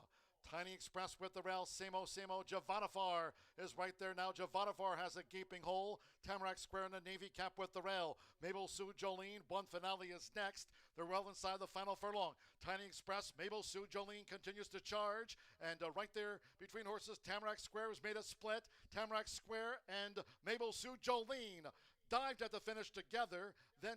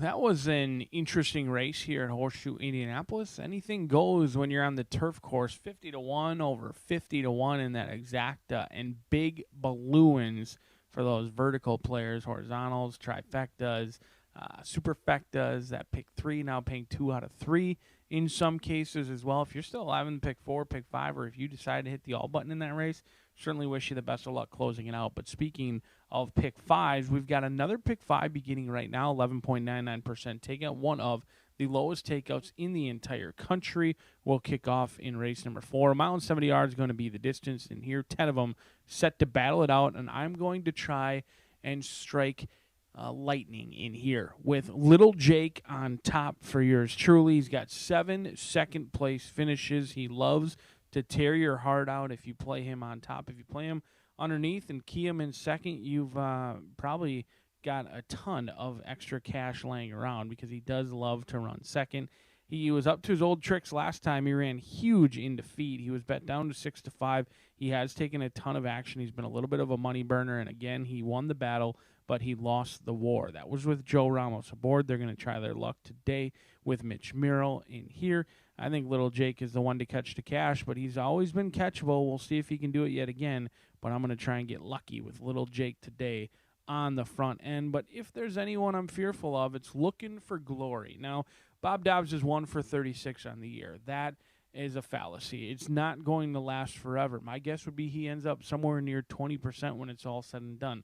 The Dobbs gang is going to start winning, and when they do, they're going to win in bunches, and it could begin right here for Burger Racing Stables with Looking for Glory. The 4-year-old gelding, by looking at Lucky, has been a consistent sort. In fact, 6 starts of the career, has only missed the trifecta 1 time, got the job done, going 2 turns, happens to love it around 2 turns. In fact, second, and the maiden breaking score the last couple of times I think will be stronger today. Should appreciate being back on a fast main track. Second start off the layoff is a key angle for Bob Dobbs. He wins at 18% second off the layoff, and we'll see if this horse can run big second out for a trainer who's bound to get some racing luck, and I think it'll start coming very soon, and it could come with Looking for Glory nailing Little Jake near the wire. But Bold Spirit might have something to say about Little Jake having it all his own way on the front end. The 4-year-old More Spirit, Chestnut, likes to be on the lead and on the engine early. And a couple of things are going to indicate that he's going to the lead. First off, Manny Escobar doesn't have many options when he's breaking from post position number 10. He's certainly going to have to giddy up because that first turn comes up very quickly in here. So Bold Spirit is going to be asked for run, and he should be feeling fresh. He doesn't have any preps coming into this. He hasn't been seen since November of last year. I think he'll be feeling awfully good, and I think he'll run very admirably today at 9-2. 3, 8, and 10. I've got Little Jake on top. 4-5 for a horse who's got 7 second-place finishes. Let's take a look at today's late fire 5. We're going to spread out in here 3, 8, 9, and 10 in race number 4. I think the next 3 races, it sounds crazy after a 50-1 and $114 horse. Next 3 races are actually probably the best betting opportunities of the day. Wide open events, potentially vulnerable favorites, 3, 8, 9, and 10. We're going to pitch your 6-5 morning line favorite in the 5th race. As you've already seen today, craziness can occur on the turf course. 6-5, no good in my opinion for race number 5. They're taking a huge drop in class. You're getting an apprentice rider. I think that horse is beatable in the 5th, and we'll be playing so in my Toba pick 4 as well in the 5th. We'll see if we can't get another long shot. Race number 6, a true head scratcher. If you can figure out the winner of race number 6 and you don't have to go all that deep, it could truly separate yourself from many of the other bettors. It looks like a spread race. I tried my hardest to narrow it down and whittle it down, but it looks like anyone's game in the 6th race. Then we've got some handicap action to round out this late fire 5 sequence. In race 7 and 8, the big money is going to be on the line in here. The Hoosier Bred sophomore handicap for both the boys and the girls, $100,000 on the line. We're going to go bang, bang on the singles and try and have a straight daily double. Hot middles, 5-2, Tiana Richardville and Hannah Leahy. I think this horse is a potential monster in the making. The 3-year-old filly appears to be the real deal, and I'm buying in. She's made quick work of her competition lately, and she faces the toughest foes she's seen yet again today, but I think Hot Middles is the real deal. And then this horse is likely going to be 1-9, but First Division, an Indiana bred I didn't even know existed until today. This horse has been facing some of the toughest foes around the country in Sandman and Instant Replay. Last time out, went off at big prices, but has run very well. Finally gets in with stakes, state-bred competition for the handicap race. $15,000 sales price, already banked $136,000. The rider's getting the leg up. We'll see if anyone can catch little Jake, or if he just throws it away at the 8th pole, 2 minutes away from that late fire 5.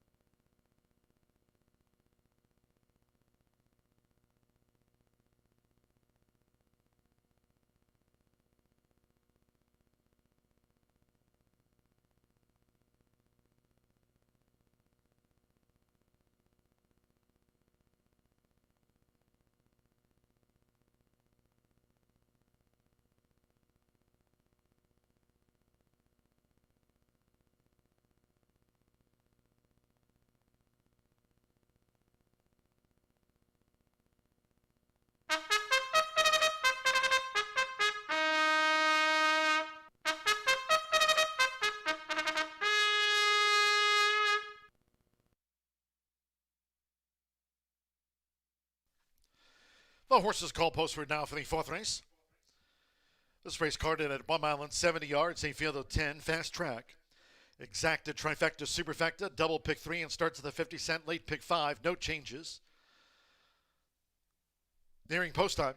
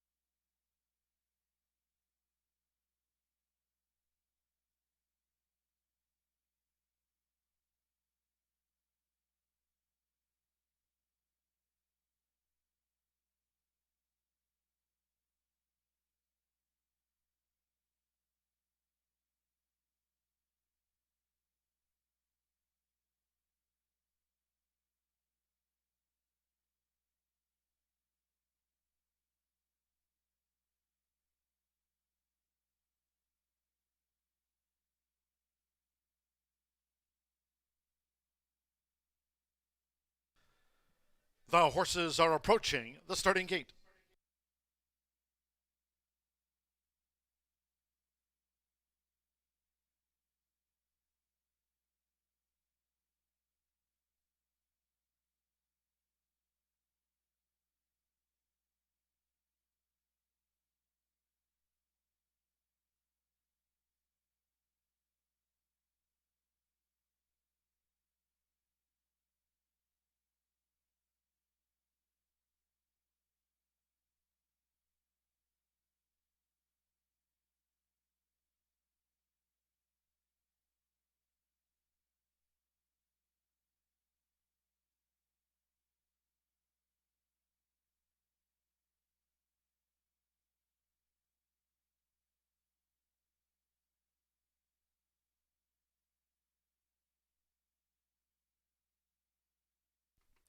The horses have reached the starting gate.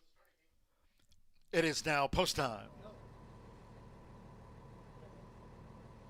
Fernando de la Cruz with Strangers Church coming up to the rail draw. Joseph Bielmeier with 1945. Last down maiden winner.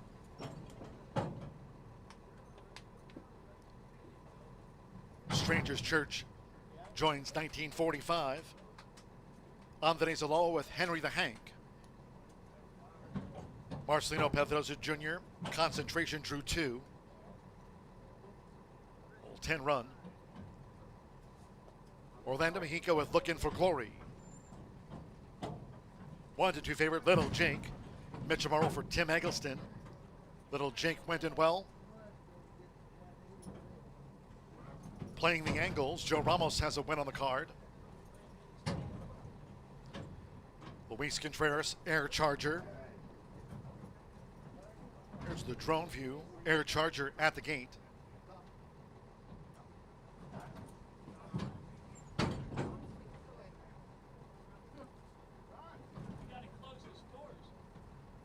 Two back.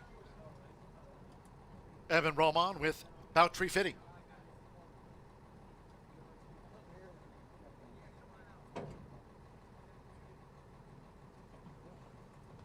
At 1 mile and 70 yards, one more. Manny Escobar, Bold Spirit, making his 4-year-old seasonal bow. They're in the gate.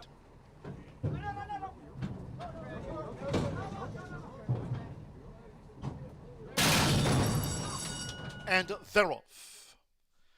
Henry the Hank broke well. Strangers Church, Concentration, and there's Little Jake flashing speed as they make the way toward the first turn. It's Little Jake and toward the inside. Strangers Church vying early with Henry the Hank third on the outside as they round the first turn. Concentration near the rail. Then it's a break of a length and a half to Playing the Angles, taken back from behind horses to settle. And outside Playing the Angles, Bold Spirit. As they go to the back, a break of 5 more to Boutry Fitty, who's racing 2 clear from Looking for Glory in the gold cap, making this backstretch run. 1945 is second to last, and Air Charger trails. The opening quarter covered in 23.22 seconds. So now with Mitchell Morrow, it's Little Jake. So Little Jake doing what he likes to do, lead. Little Jake in front. Leads here by 2. Strangers Church running second by 2.5. On the outside is Henry the Hank vying for third with Concentration. Playing the Angles running in 5th. On the outside, Bold Spirit is a wide 6th. They have 3 furlongs to go. The trailing quartet, Boutry Fitty 1945 with Looking for Glory, and the trailer remains Air Charger. Half mile 46.76. Little Jake leads toward the quarter pole. Little Jake in front with a 3.5 length lead on Strangers Church. Henry the Hank on the far outside bearing out. Concentration 4th, and the others are detached. Into the stretch. 3/4, 1 minute 10.89 seconds with the rail for Mitchell Morrow. Little Jake has widened on them. Little Jake has expanded the lead to 12 lengths. Coming down toward the final 16th. Strangers Church, 1945 now third. Concentration and Looking for Glory. They're close to home. Little Jake romps in. Won by a dozen from Strangers Church. Third close, Looking for Glory with 1945.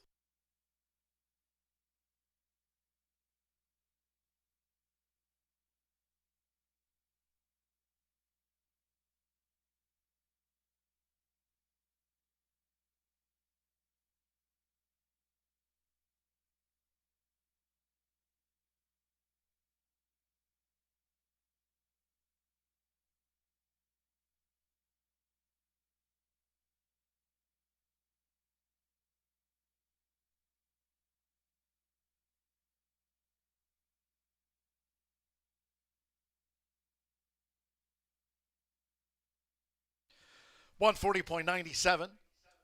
3-1, and then a photo for third after the running of race 4. 3 Little Jake at 2-5 first, romped in.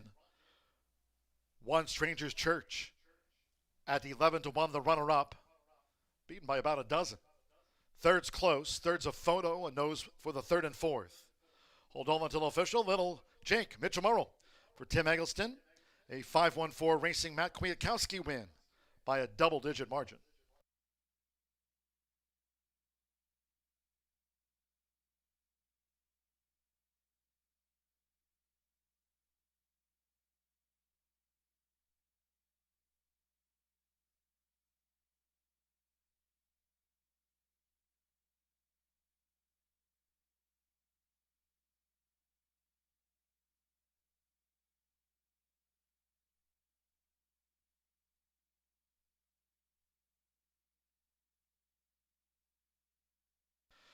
Result of the show photo. Third went to the 6th, 1945 at 52-1. A nose over 8 looking for glory at 9-1. Fourth, 3-1, 6-8.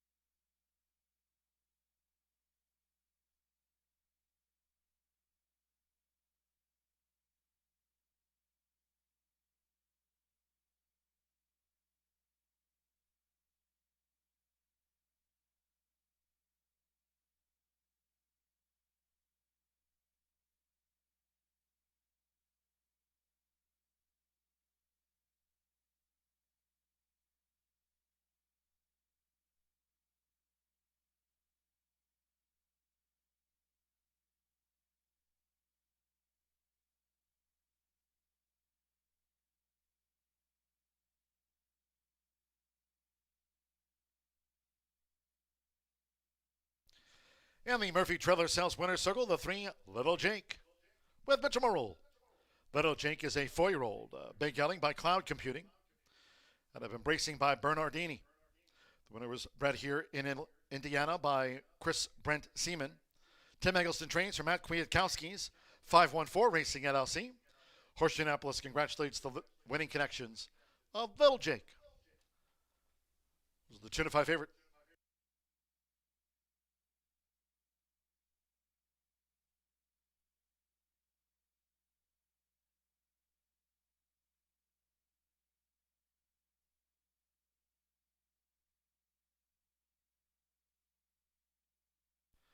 Race 4 official. 3-1 exact to paid $18.80. 50-cent pick 3 result in on races 2, 3, and 4. 1 Indoor 2 with the 5 with Little Jake the 3. Pick 3 paid $113.55. 50-cent trifecta 316, $53.35. 5-3 double 279.40. The 10-cent superfecta 3168 paid $50.27. Favorite was first. All 10 ran 140.97 after the running of race 4. 19 minutes away, race 5 next on the docket. The second of 3 on the turf course, rated good, rail at 12 feet. Scratch number 9, Babe in the Woods. The 10, Fawn Leibowitz. And 13, Champagne on Ice. Scratch the 9, 10, and number 13. 8 Beated, a jockey change to Fernando de la Cruz. That's for number 8, Beated. Fernando de la Cruz on the 8 Beated. And the 4 free passage is a pound over the program weight. Exacta, trifecta, superfecta, double pick 3. Start to the $1 late pick 4 presented by iToba. Post time 4:10.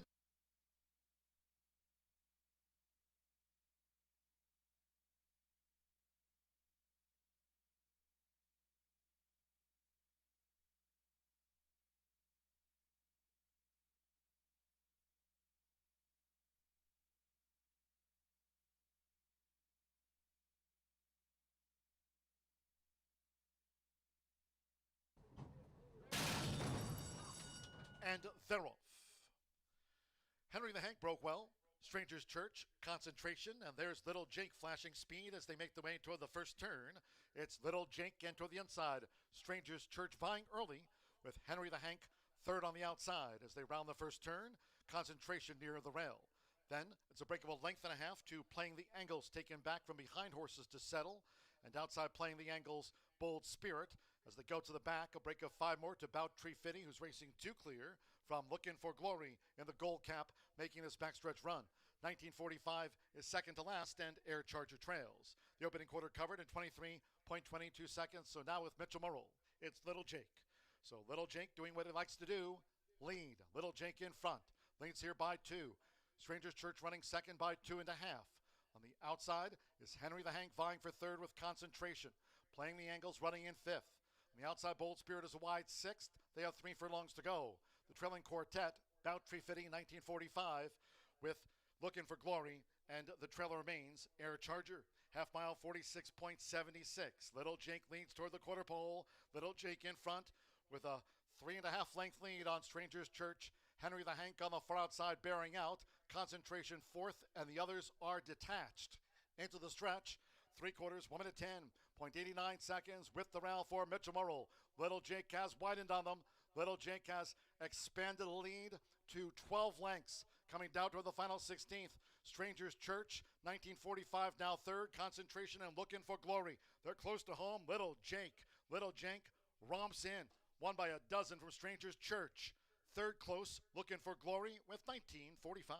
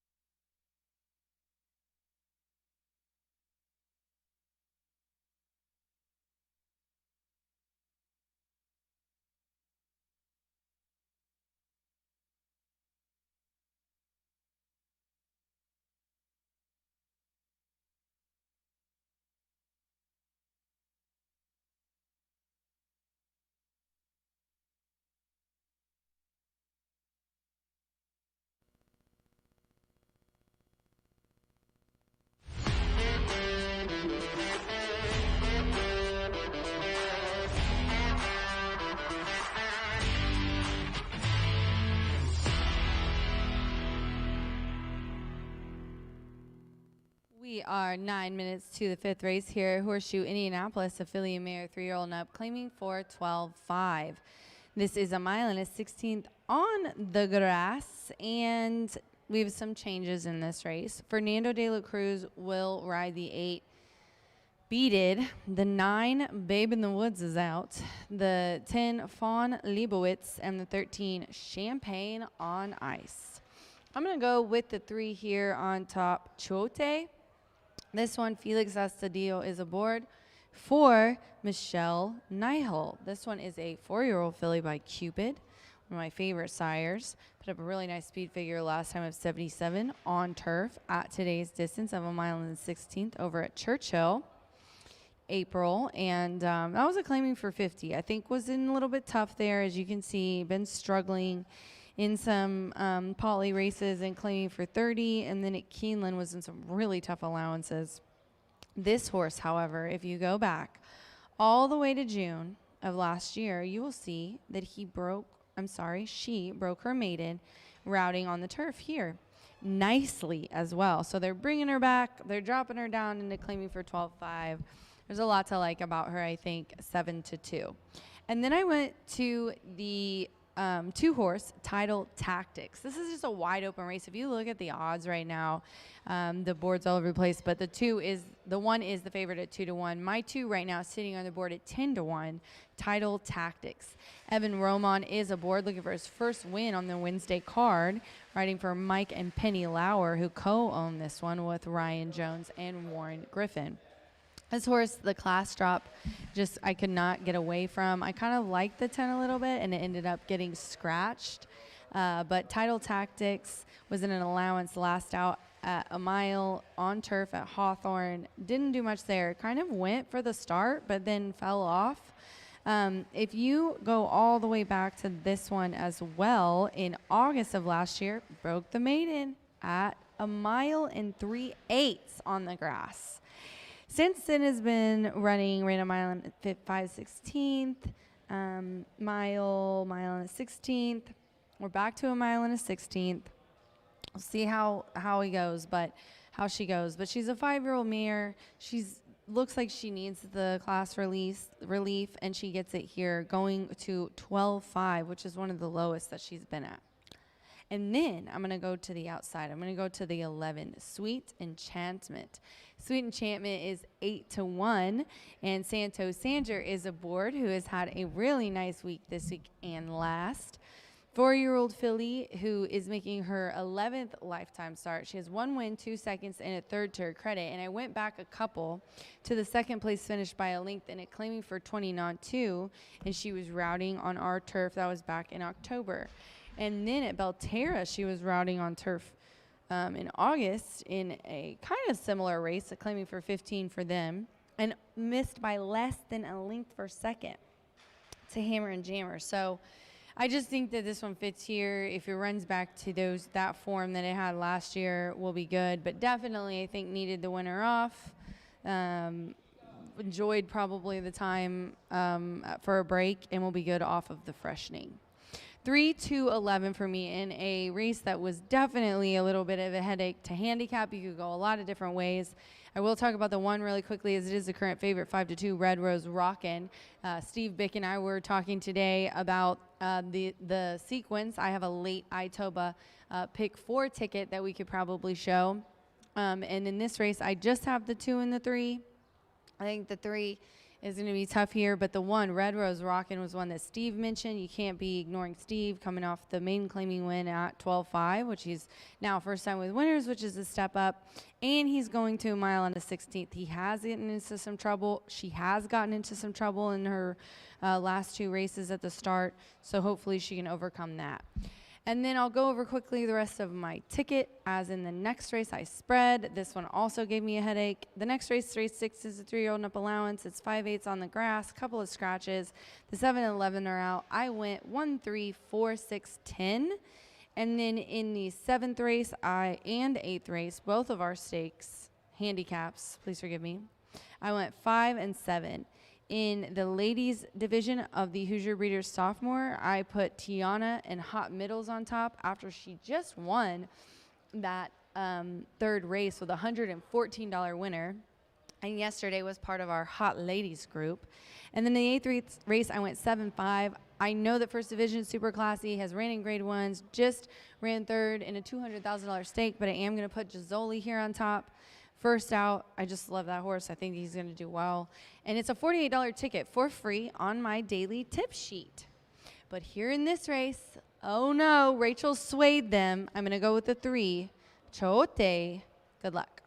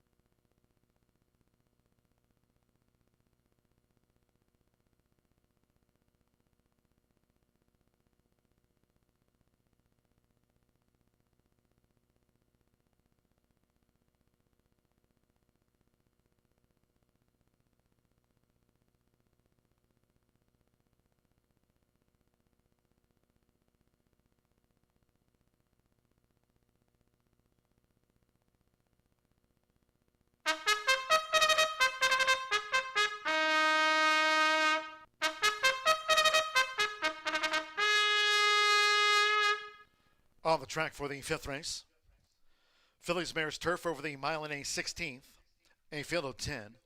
Scratch 9, Babe in the Woods, 10, Fawn Leibowitz, and the 13, Champagne on Ice. Scratch the 9, 10, and number 13, 8, Beaded, the jockey Fernando de la Cruz. Rides number 8, Beaded, reported overweight, 4 free passage plus a pound.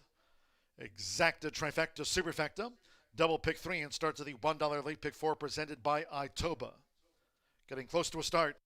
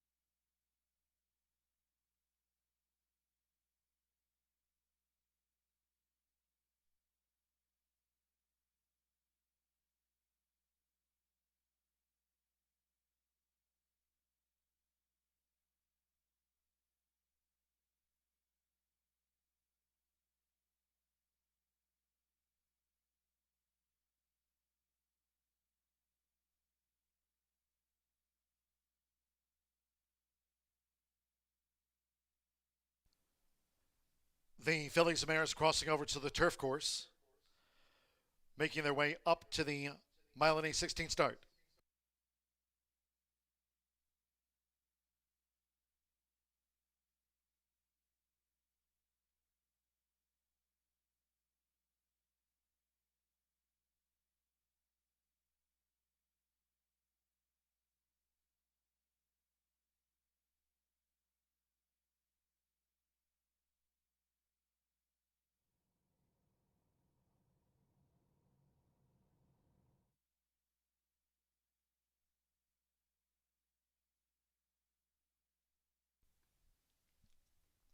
The horses have reached the starting gate.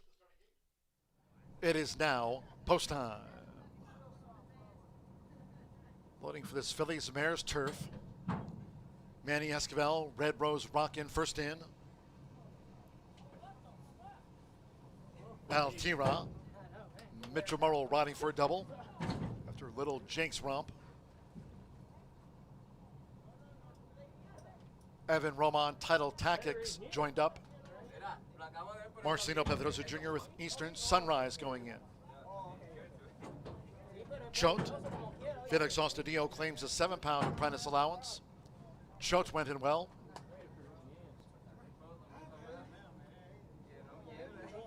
Fernando de la Cruz with Beaded drew 8. There's Beaded. Course good, rally 12 feet. Joshua Morales, Free Passage. For the Violent A 16th. Santos Sanjor with Sweet Enchantment. 2 back. Orlando Mexico with Bingo Baby drew 5. 1 more. Ronnie Prescott Can't Stop Staring. Choate, 2-1 favorite. Here comes the 5th. They're in the gate. And they're off. Eastern Sunrise broke outward into some rivals. Good start toward the inside for Free Passage. Free Passage straight to the front, taking in hand to lead them. Right there is a keen Title Tactics who's pulling hard in the early stages. And also close up is Eastern Sunrise after breaking outward, coming out to the gate as they make their way toward the first turn. And on the outside, Can't Stop Staring is running in 4th. Altira 5th. Bingo Baby, a ground saving 6th. Red Rose Rockin' is 7th. Choate settled back in 8th. And then comes farther back to Sweet Enchantment, and Beaded has drifted back to last, just inside 6 furlongs to run, 22.98 lead seconds as they go to the back of this good rated course, and it's Title Tactics who took the top for Evan Roman. Title Tactics leads the way to a half mile from home, tracked by Eastern Sunrise second and staying close. Can't Stop Staring and Free Passage, they're racing a joint third. Altira's back in 5th. Then Bingo Baby, a ground-saving 6th. Red Rose Rockin' is in behind horses in 7th, followed by Choate on the outside. The trailers are Sweet Enchantment and Beat It Still. Half mile, 47.66 seconds as they traverse the far side of the course. Title Tactics, right there, Free Passage. Here's Free Passage bidding with the rail. Eastern Sunrise, close up. Can't Stop Staring on the move now. They're well grouped coming toward the quarter pole. Also, Altira, Bingo Baby, both in range. Sweet Enchantment's picking up. Choked on the far outside and Beat It is last. Top of the stretch. 3/4, 1 minute 12.67 seconds. Can't Stop Staring toward the inside. Title Tactics. Altira was in a box, now switched out. Red Rose Rockin's taking the lead. 1 furlong to go. Sweet Enchantment was switched out. And here she comes. Sweet Enchantment, Red Rose Rockin, and Choked on the outside. Sweet Enchantment for Santos Sanjor. Sweet Enchantment out of price. Sweet Enchantment over Red Rose Rockin, Choked, and Altira Bingo Baby.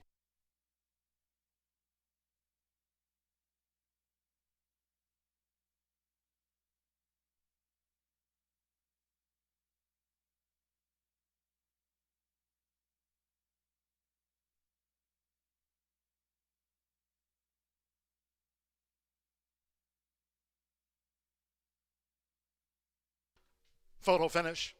144.58 11. Sweet Enchantment. 10-1 was first. The judges will examine a photo before posting the remaining order of finish. Hold all tickets.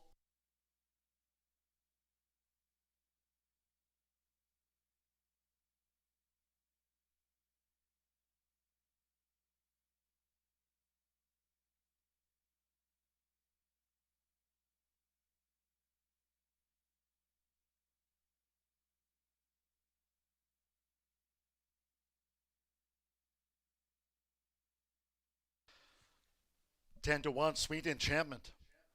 Mohamed Phillies, Santo Sanjor for Ray Hernandez. Will get the result in the Phillies Mares turf, closer for second.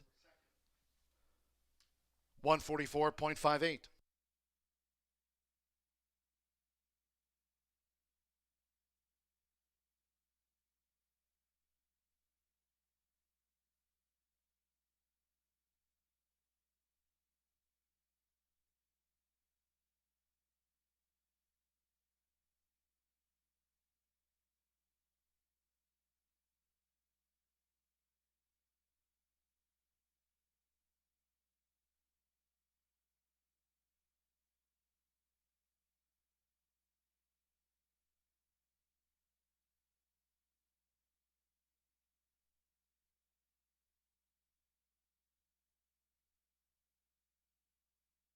Result of a photograph. Second went to number 1, Red Rose Rockin' at 2-1.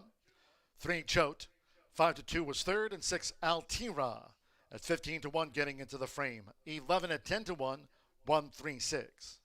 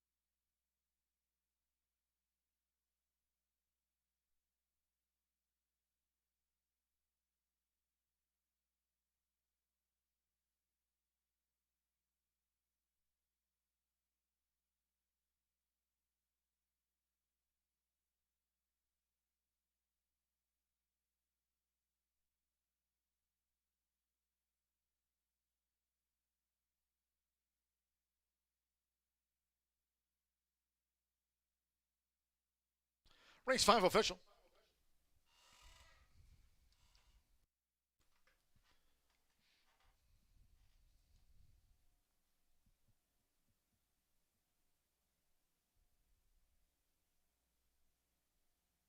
Returning to the Murphy Trailer Sales Winners Circle, the 11.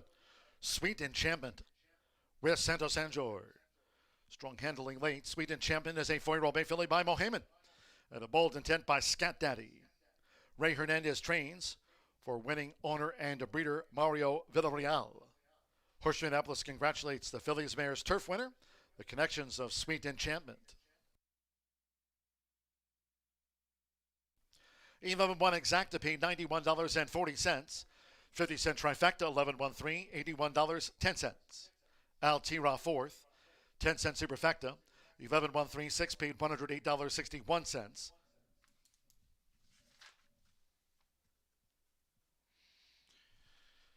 3-11 double 57.20. The $1 early pick 4, $3,997. 10-cent superfecta, 11-1-3-6, $108.61. 5-3-11 pick 3, $1,100, $18.60. The 50-cent pick 3 payout. And the 50-cent early pick 5 on 5 of 5 returned $2,099.50. The early pick 5 after the low 11.99% takeout. 10 ran Phillies Mares Turf, 144.58 after race 5. 19 minutes away from race 6. Distaff Turf Sprint. This will cap off the $1 Horseshoe Hat Trick All Turf Pick 3. Scratch the 7 Dark Fury and 11. Spare a dime. Scratch the 7 and 11. Exacta Trifecta Superfecta. There's the 10-cent Pentafecta wager featured. Double Pick 3. Post time 4:42.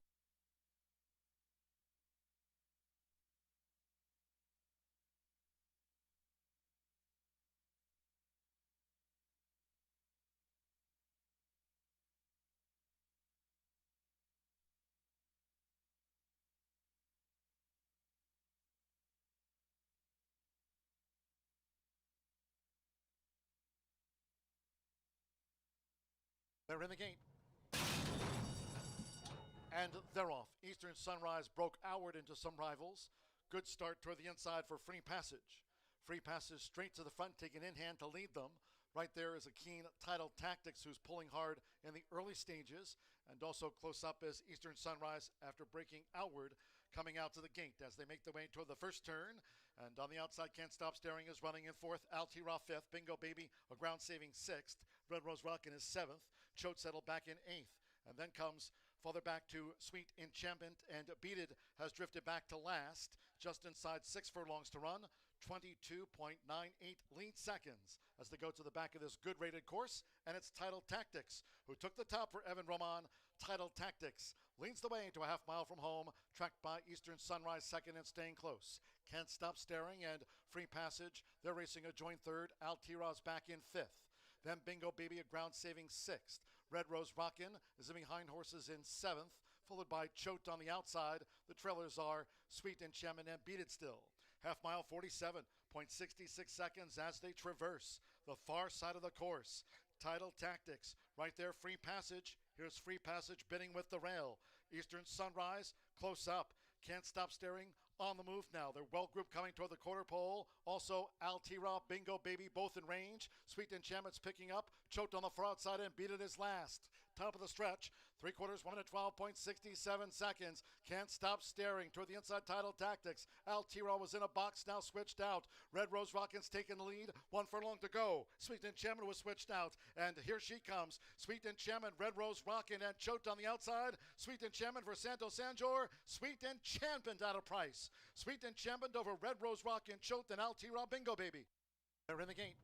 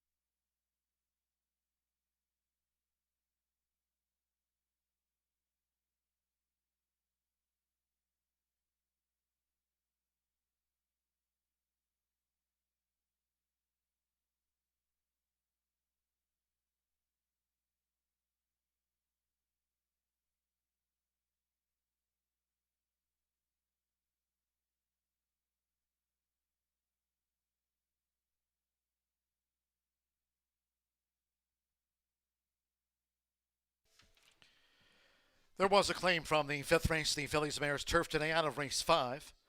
3, Choate. Choate was a $12,500 claim. New owner Blaine Davidson, trainer Stephen Fosdick claimed Choate. Ran third. Here's the full order.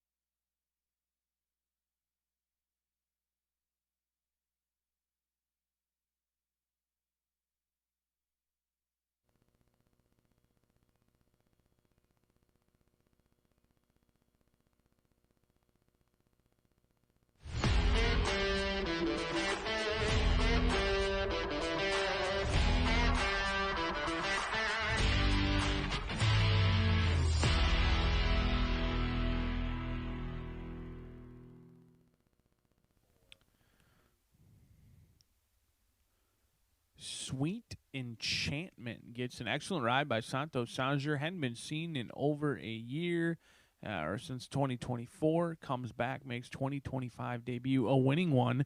Was sniffed out by plenty of bettors, but not everyone. Still went off at 10-1, but was a 20-1 morning line as your favorite has to settle for third in the fifth race, which kicked off that Itoba late pick 4. We'll start another rolling pick 3 or daily double in here. Also Pentafecta as well. If you're still alive in that horseshoe hat trick, certainly wish you the best of luck. But my guess would be we'd be very close to a carryover after some big payouts. $114 winner earlier in the card on the turf, and then followed up with a 10-1 winner last race as well. So that horseshoe hat trick has not been easy by any means. There was a big payout in that early pick 5 as well. Late pick 4 off to a solid start as well. And it doesn't get any easier in here. This looks to be a wide open event. Scratch number 7, Dark Fury, along with number 11, Spare a Dime. 9 will battle it out over 5 furlongs. We've got a heavily backed favorite right now, 6-5 on the board in post position number 3 for the Godolphin Blue. However, that horse was 6-1 on the morning line. I'm going to go to the way inside with Classic Claire for Greg Foley. The 5-year-old mare by McLean's Music is a 2-time winner, and 2 wins in this group is more than many of the others can say. Most of them are all looking for their second career victory. So I like that this horse has snuck in 2 wins. Both came on the turf course. One of them was here, in which they were going a mile, showed good speed, sat just off of it in the pocket, and then blitzed the top 2 in the lane. Now, the other win came going a mile as well at the fairgrounds. So one could ask, why do you like this horse at 5 furlongs? Sometimes there's a ton of speed in these races. They do have the tendency to fall apart. I'm hopeful that this horse comes in fresh. Hasn't been seen since March 6th. Has shown the ability to go a little bit quick in the past, both routing and sprint races. Not a stranger to sprint races by any means. In fact, they were only 2 lengths off of 21.8 and 46 down at the fairgrounds back in 2023. So has tried the sprint races in the past, has had more success recently with the route races, but they'll get a good start in here. You're going to get fair value, 9-1 on the board. Mitch Merle looking to improve on that 15% win rate in his first season here at Horseshoe Indianapolis, and the only horse looking for her 3rd victory in this field. The 8 is Beauty of the Nile is looking for the 4th victory in here. The 5-year-old mare by Pioneer of the Nile gets Joe Ramos aboard. He's already a winner on the day. He looks for another one in here. Bill Moore, he does enter in 2. He's got both the lightly raced Bindi, a 3-year-old taking on older, and then he's got this 5-year-old mare who's making her 10th start of her career with already 3 victories. Most of those victories did come at the lower claiming ranks, only $39,000 in earnings to date, despite the 3 victories, and one of them was over at Belterra. In fact, 2 of them were over at Belterra. When the money comes in, the results usually do as well. Kind of a horse that the tote board does indicate whether this one's live or not right now. 10-1 feels chilly on the board. However, DRF projections, which I strongly encourage you to follow, would have this somewhere around 5-1 when it's all said and done. So doesn't feel like a super live entry in here by any means, but jockey Joe Ramos and Bill Morey have been winning at 38% when they team up, and that certainly should carry some weight as well for Beauty of the Nile. But the 4 horse is Stellar Asset. Fernando de la Cruz started off the card with a win for Brad Cox, who looked to get this 3-year-old filly home for Timothy Ham. 1 for 6 lifetime. That lone win came at this distance. It came on the turf course, and it came in front-running fashion at 6-1 down at Tampa.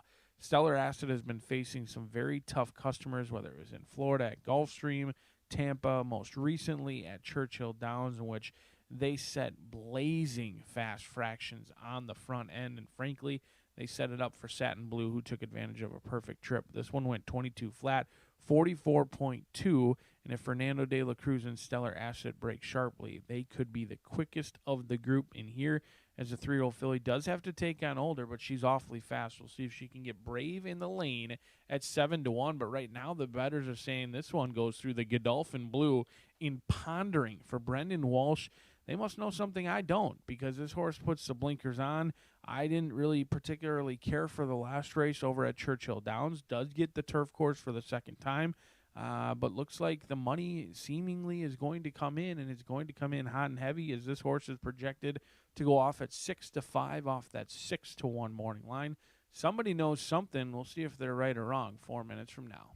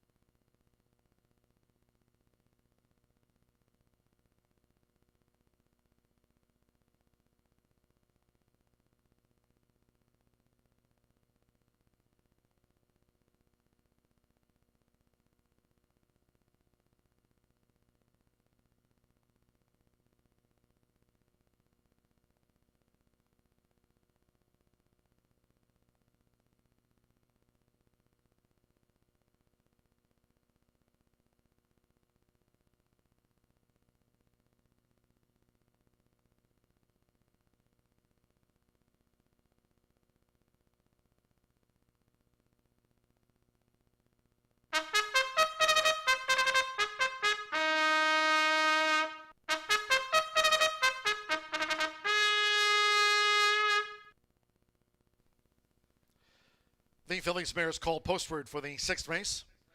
Turf sprint at 5 furlongs, a field of 9. Scratch the 7 Dark Fury and 11 Sparadime. Scratch the 7 and number 11 from the race card. Exacta, Trifecta, Superfecta. The Phillies mares turf sprint features the 10-cent Grand High 5 wager. Pentafecta wagering here on the turf, double pick 3. Getting close to a start.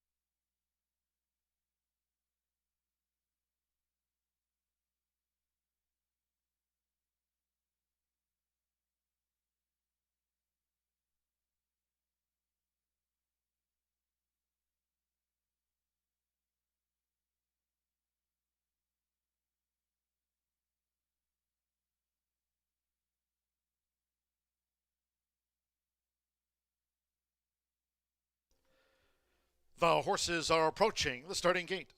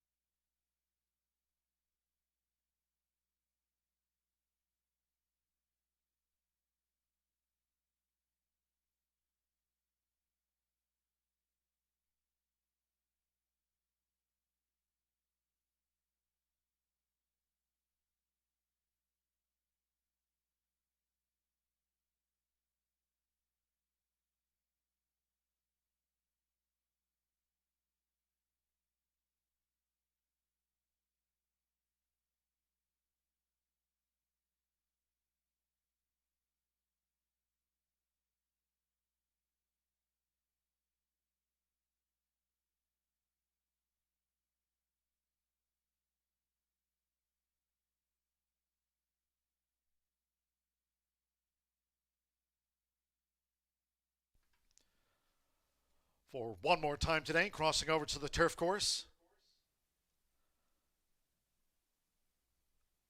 Fillies mares making their approach for the sprint start.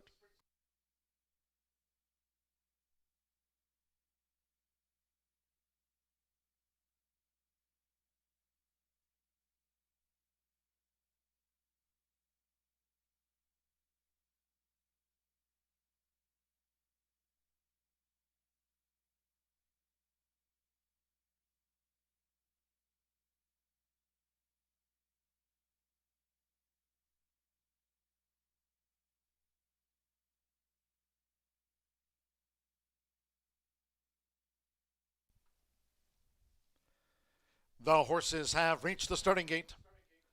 It is now post time. They're going in. Classic Claire. Mitchell Murrell has a win on the card. Raylu Gutierrez. Bindi coming up. Here's Jose Riquelme with Cotillard. Now Bindi.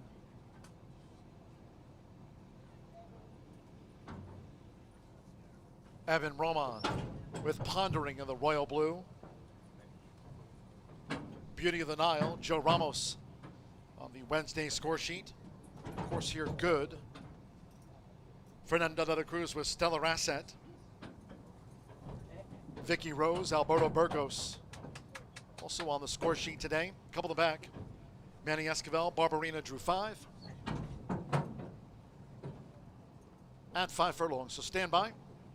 One more, Marcelino Pedrosa Jr. with Carolina Candy.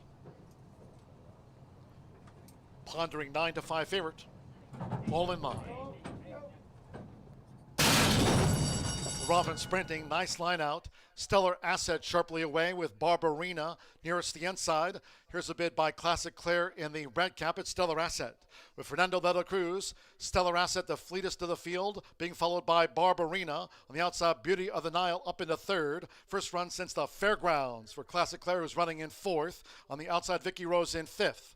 And then further back to Carolina Candy, Pondering in the Godolphin blue. Cotillard running second to last, and Bindi trails. The opening quarter blasted past in 21.31 seconds. Here's the quarter pole.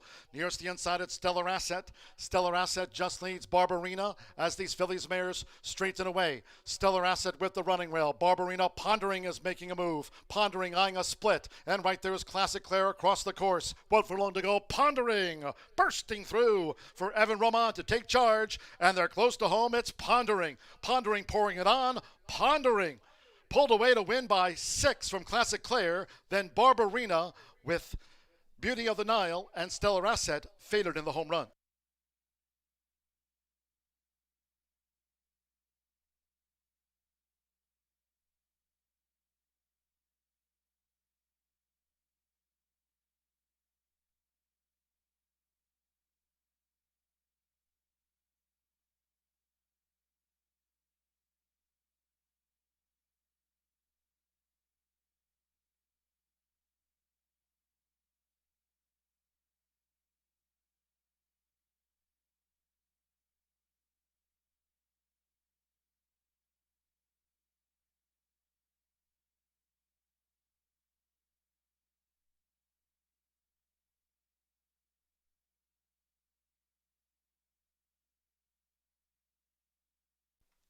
Three, 1, 5, and then a photo for 4th and 5th for the Pentafecta, 56.11.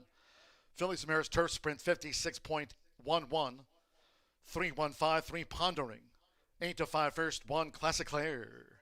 6-1 second, 5 Barbarina. 23-1 getting into the trifecta. Stand by for the 4th and 5th for the Pentafecta.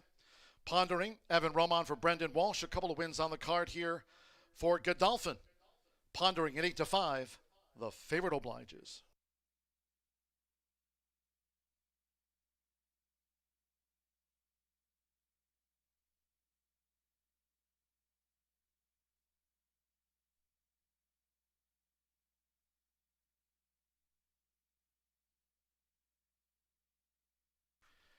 The judges have posted number 8, Beauty of the Nile, 4th, and for Stellar Asset, finished 5th. 3-1, 5-8-4.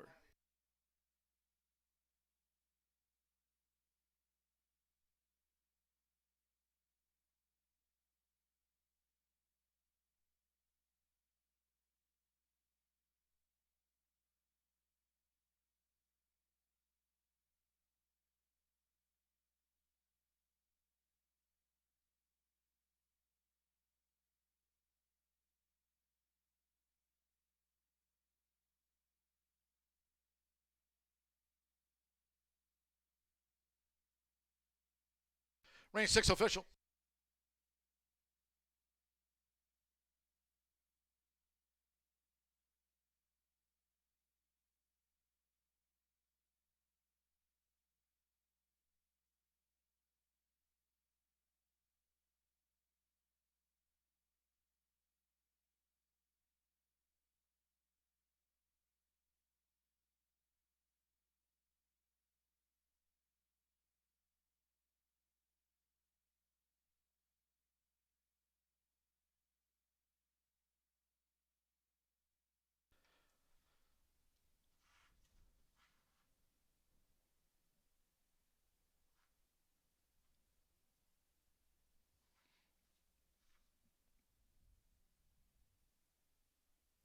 Returning to the Murphy Trailer Sales winner circle, the 3 Pondering with Evan Roman. Pondering is a 3-year-old bay filly by Heartspun. The Street Sense mare Always Thinking, bred in Kentucky by Godolphin. Brendan Walsh trains for Sheikh Mohammed bin Rashid Al Maktoum's Godolphin LLC with a pair of winners here on the Horseshoe Indianapolis card. Congratulations to Pondering's Connections.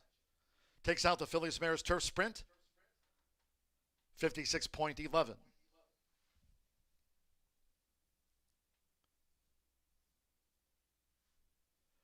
Results in 3-1 exacta, $35.80. 50-cent trifecta, 315, $124.85. 10-cent pentafecta, Stellar Asset fifth for that 10-cent pentafecta. The 11-3 double paid $62.80. 10-cent superfecta, $130.51. Beauty of the Nile getting into fourth. 50-cent pick three, $44.15. And that dime grand high five, $1,505.79. Race 7, the first of our premier races. The Phillies division of the Hoosier Breeders Sophomore Handicap. Scratch 9, Cloudy Star. Scratch the 9. 8, Charming Talisman, 2 over. Exacta, trifecta, superfecta, 10-cent pentafecta, double pick 3, 22 minutes to post time at a quarter past.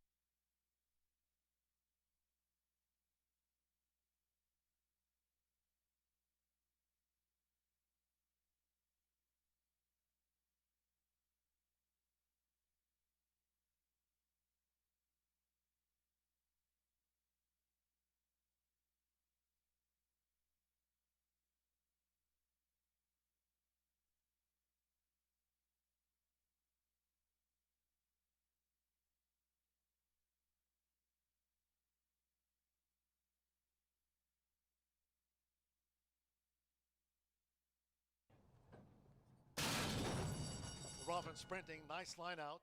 Stellar Asset sharply away with Barbarina nearest the inside. Here's a bid by Classic Claire in the red cap at Stellar Asset. With Fernando de la Cruz, Stellar Asset the fleetest of the field, being followed by Barbarina. On the outside, Beauty of the Nile up into third. First run since the Fairgrounds for Classic Claire, who's running in fourth. On the outside, Vicky Rose in fifth. And then further back to Carolina Candy, Pondering in the Godolphin Blue. Coatyard running second to last, and Bindi trails. The opening quarter blasted past in 21.31 seconds. Here's the quarter pole. Nearest the inside, it's Stellar Asset.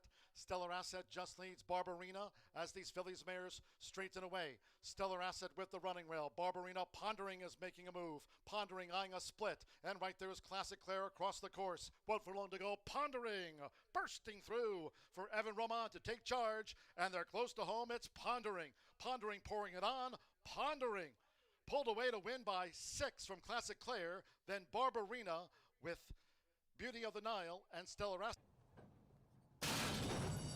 Robbins.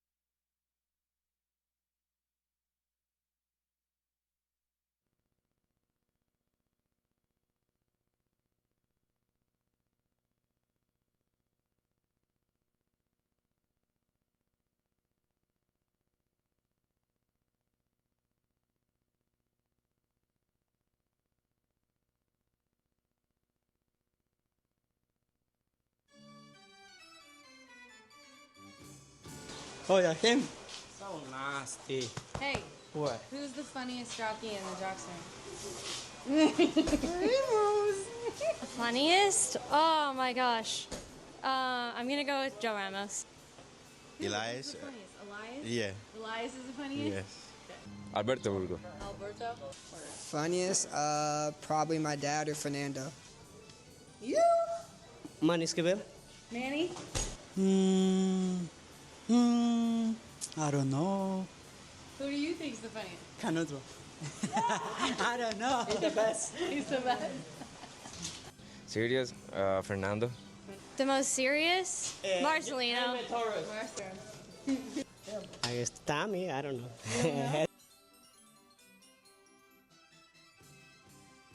Who's the dirtiest jockey in the jock ring? Joseph. Whatever, mister. I have to take a shower before I can get my... What? You...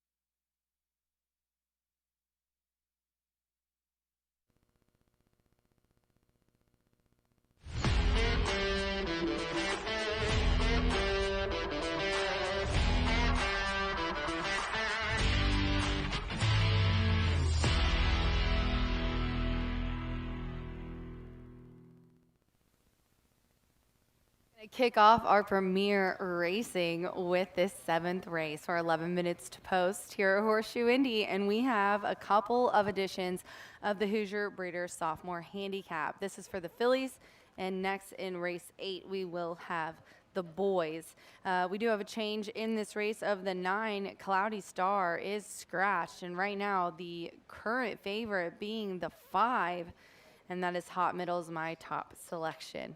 I was actually just walking over here with Tiana to the paddock. She's super excited and really nervous, and Hot Middles has just exceeded her expectations. She said she's very excited for one of the youngest horses that she's trained being able to have a shot here in this handicap. It's a $100,000 guaranteed filly division for Indiana breds, and Hot Middles has just really gotten along well with Hannah. They've had a lot of great success together. The only question, she has top numbers in everything. I was telling her this, a 90 in speed figure in that last race, won by over 5, and that was on May 19th in an allowance on 2. She's got the highest prime power rating on the Brisnet pages, highest class rating as well, 127 for power and 112 for class. And then the only thing is for the distance specifically, she's been running a lot of races at 5.5, and those are some of her best ones. Wicked at the distance has only put up Wicked Vet has only put up a 78, which is the highest at 6. But I think that she's gonna like it. She has ran this again in the Back Home Again stakes last year in October, and she was second by 2. I just think she's in form, home and cooled out, as they say. She's won by many in both of her races, just a very talented filly.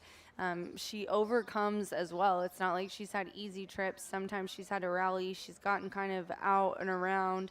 Last time, just a little tiny bit of trouble, but still won very nicely. So I'm putting Thirsty Acres, bred, owned, and trained by Tiana. She had a $114 horse earlier today that won. I had the other Tiana trainee as well. And then yesterday we had the Hot Ladies. Half of our women trainers ended up winning the thoroughbred races yesterday. Talk to Hannah, talk to any of our females. Here in Indiana, we really support and encourage our female trainers. It's one of my favorite things about Indy. It's kind of hard to put into words, but it's definitely something that we all know is a part of our culture here. So rooting for Hot Middles, the ladies. I'd tell you guys the story behind the name, but I'm going to leave that for Tiana maybe to explain. Wicked Bet is who I'm going to put with, which is what I just said about having the highest speed figure at the distance.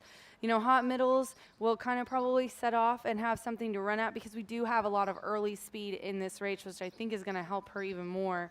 Early speed on the 1, probably going to send Elegant Justice the 2. Greg Justice is in the house today, so a very big day for Justice Farms because it's special if he does.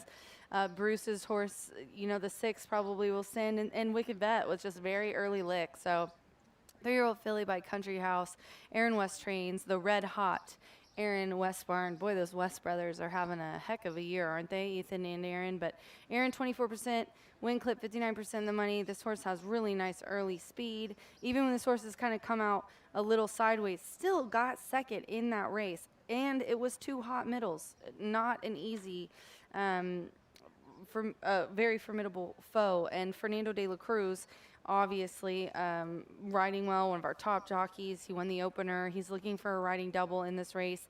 Now, this horse is not tested in stakes race and premier racing and handicaps like Hot Middles is, the 2 is, but I think still has a lot of talent, and who knows, sometimes we've seen more often than not horses get on the lead on the dirt and hard to catch. So I'm going to put Wicked Vet in for my exacta, and then to round it out, I'm going to go G-Force Jimmy. If you look at that last race, it was Wicked Vet, G-Force Jimmy in their last race together. Hot Middles, I think, being in the mix there, but G-Force Jimmy for sure in for my try. Marcelino, classy veteran rider, knows the track well. He gets the switch to Marcelino, which I think is very important. Tony Cunningham trains, and Pam Hahn, a wonderful breeder and owner in the state, has this 3-year-old filly by Jimmy Creed, who also has taken the step up into handicap ranks off of a 2nd place finish, first time with winners. So broke the maiden, first out in 2025 by a neck, beating Temple Painter, who is just to the inside of G-Force Jimmy. Then in that race I was just telling you about last time out for both Wicked Vet and G-Force Jimmy was second by 2.5. But I think the jockey change and in form is going to be one that's going to be interesting to see. Right now 9-1 for G-Force Jimmy here in this race, and 4-1 on my 7 Wicked Vet. So 5-7-4 for me in the ladies' edition of the Hoosier Breeder Sophomore Handicap. Good luck.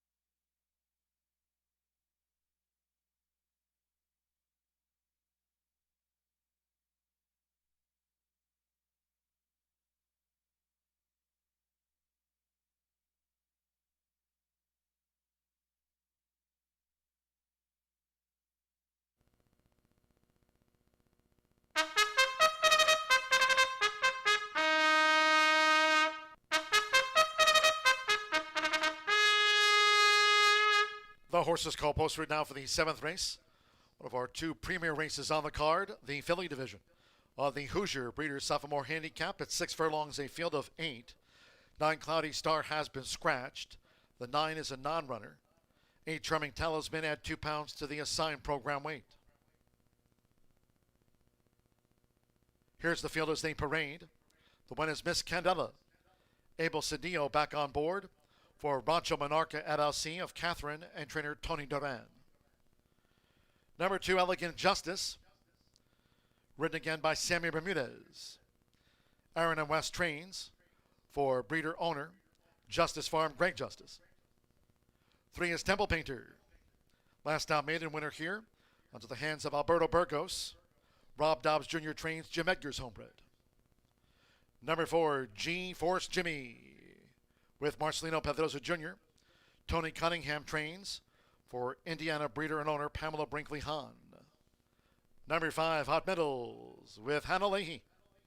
Postword for Tiana Richardville's Thirsty Acres Racing at LC. 6, Don't Miss Out with Manny Esquivel.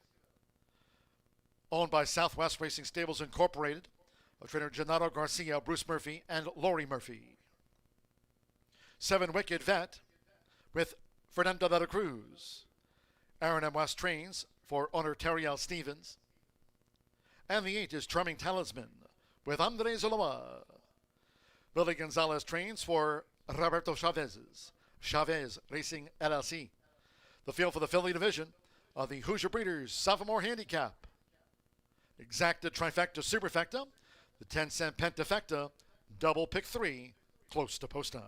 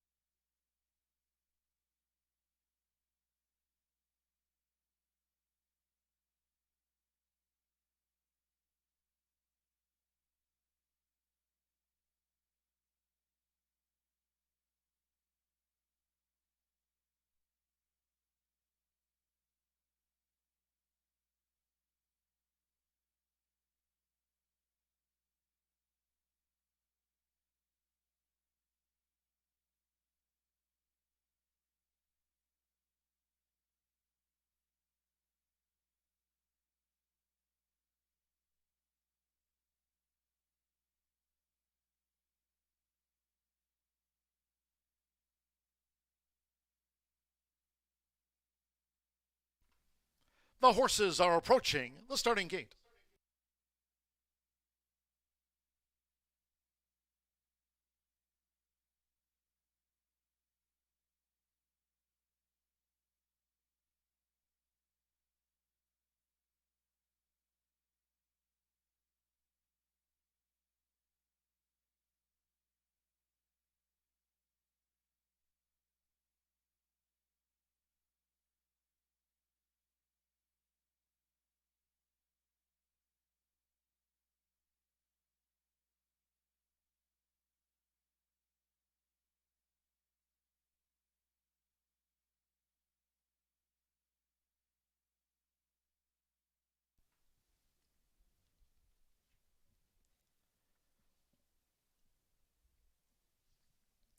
The fillies arriving out the gate.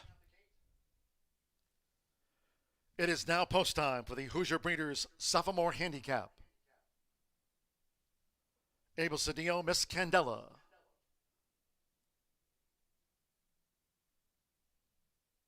Hot Middles wended well. Hannah Leahy for Tiana Richardville. Hot Middles first in. Miss Candela joins. Manny Esquivel with Don't Miss Out. Now Samir Bermudez, Elegant Justice up and in. Fernando de la Cruz with Wicked Vet. Alberto Burgos, Temple Painter. Taking her spot in the true center gate. First of our two premier races. Marcelino Pedrosa Jr. with G-Force Jimmy being led up. Hot Middles, 3-5 favorite. Fast track here under sunny skies. One more. Andres Zaloa with Charming Talisman. They're in the gate. They're off in the filly division of the Hoosier Breeders' Sophomore Handicap. Miss Candela had the parking brake on, drifts back to last after a slow start. Wicked Vet. So Fernando de la Cruz stepping right on the accelerator. Wicked Vet straight to the front, crossed over while clear. Hot Middles in the blue with orange sleeves in pursuit of Wicked Vet, who leads the dash past the half mile. Elegant Justice is right there close up, along with Temple Painter, part of that quartet, and Don't Miss Out on the far outside. They're well grouped at the 3.5. Charming Talisman, G-Force Jimmy, and slow starting. Miss Candela has dropped back to last. The opening quarter, 22.03 seconds. Just under 3 furlongs to go. And the fillies are aiming for Wicked Vet. So it's Wicked Vet revving her engine coming toward the quarter pole as Don't Miss Out is circling up on the outside. Hot Middles driven between fillies. G-Force Jimmy in the black cap. Then toward the inside is Elegant Justice, who's looking to come through with the rail. Top of the lane, it's Wicked Vet. Hot Middles is right off of her heels. Wicked Vet, 1 furlong to go. Hot Middles continues to charge hard. G-Force Jimmy coming with a late bid. Toward the inside, dropping back, Don't Miss Out. Temple Painter for outside. Miss Candela from the backfield is closing fast. It's Hot Middles up the rail for Hannah Leahy. Hot Middles, G-Force Jimmy. Hot Middles! Hot Middles on the wire. G-Force Jimmy came late, photo finish, and then Wicked Vet with Miss Candela and Temple Painter in the filly division of the Hoosier Breeders' Sophomore Handicap.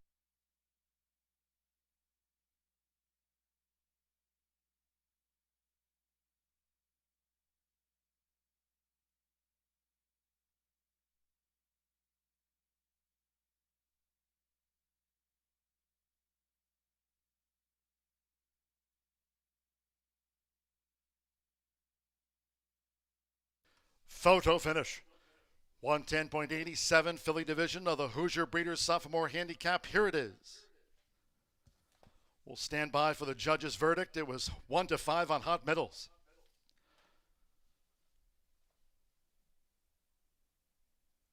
Filly division of the Hoosier Breeders' Sophomore Handicap. Hannah Leahy for Tiana Richardville's Thirsty Acres Racing. 3-peat at the meet. Stand by for the judge's confirmation. It was 1-5 on Hot Middles.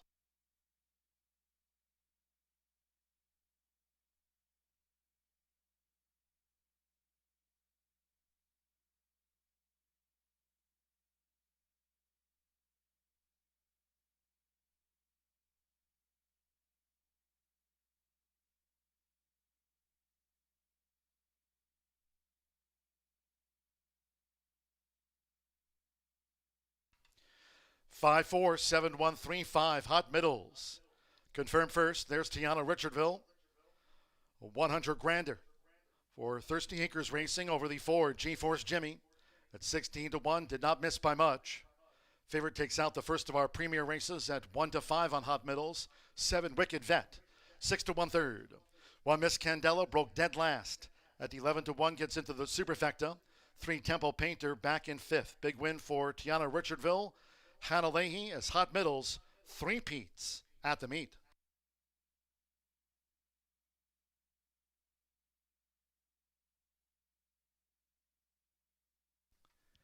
And the Murphy Trailer Sales winner circle the 5 Hot Middles with Hannah Leahy.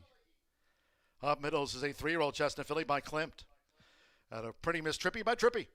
The winner was bred here in the Hoosier State by Tiana Richardville. Racing for the trainer and breeder Tiana Richardville's Thirsty Acres Racing LLC. Horseshoe Indianapolis again congratulates the winning connections this meet of Hot Middles.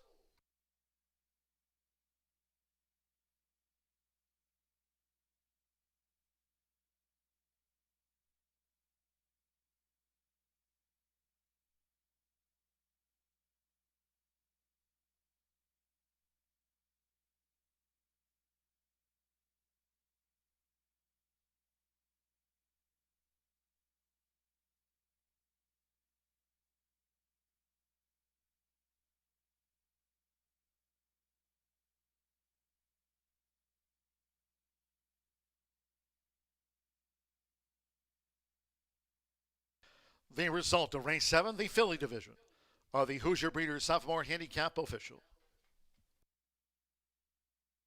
Winner's presentation coming up, results and prices.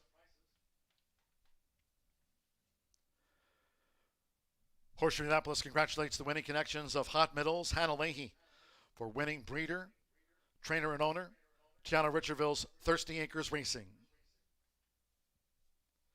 The 5-4 exacta good finish, $12 even. 50-cent trifecta, $17.25. Temple Painter getting into the pentafecta. 5-4-7-1-3 after the first premier race of the day, $59.18. Pick 3, $34.50. 3-5 double for an even $12. And with Miss Candela coming from last into fourth, 10-cent superfecta, 5-4-7-1 paid $18.80. 110.87. 9 was a non-runner, favorite first. 8 ran. 110.87. Race 8, Colts and Geldings preferred in the second division of the Hoosier Breeders Sophomore Handicap for the Colts and Geldings. Scratch 1, Mon de Villa, and 3, Woodaz. No pentafecta wagering on the next premier race. No pentafecta. Scratch the 1 and the number 3. Exacta trifecta superfecta starts at the late double with the Colt and Gelding division of the Hoosier Breeders Sophomore Handicap. Post time in 22 minutes at 5:48. In just a moment, heading back down to the Murphy Trailer Sales Winner's Circle, where Racing Rachel is joined by Hannah and Tiana.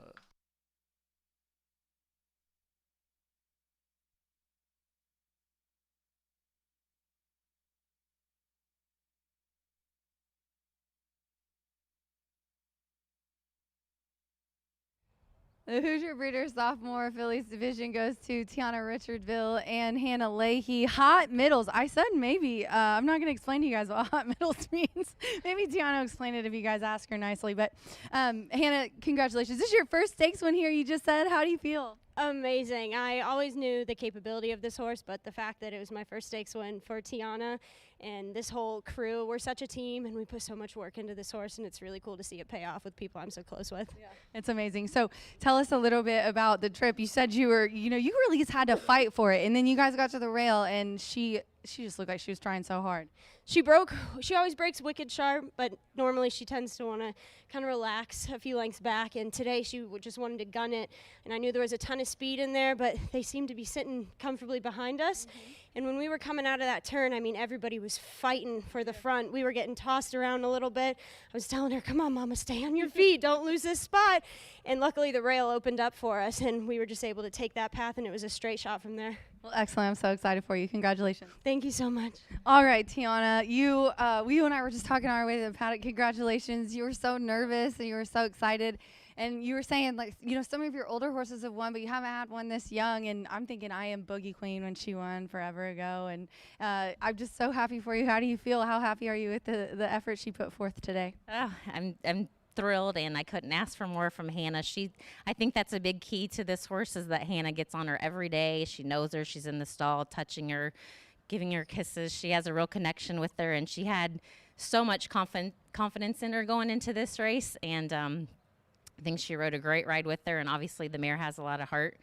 To me, it's always special when you have one that you've raised from birth, followed the mom, pulled her out of her mom, and see him go from that point to this. And I tend to get a late start with horses, so I've never had one. She started as 2 and has just excelled and ran a great race today. I couldn't be happier, and I have a great groom for her, and Hannah loves her, and it's a good day. Well, congratulations. $114 horse earlier. I said I didn't have the other Tiana training, and now this. So a training double on the card, and yesterday half the ladies won the race. I'm deeming it Ladies Week this week, Hannah. Congratulations. Thank you very much. All right, guys, we've got the guys division here coming up, so stick around.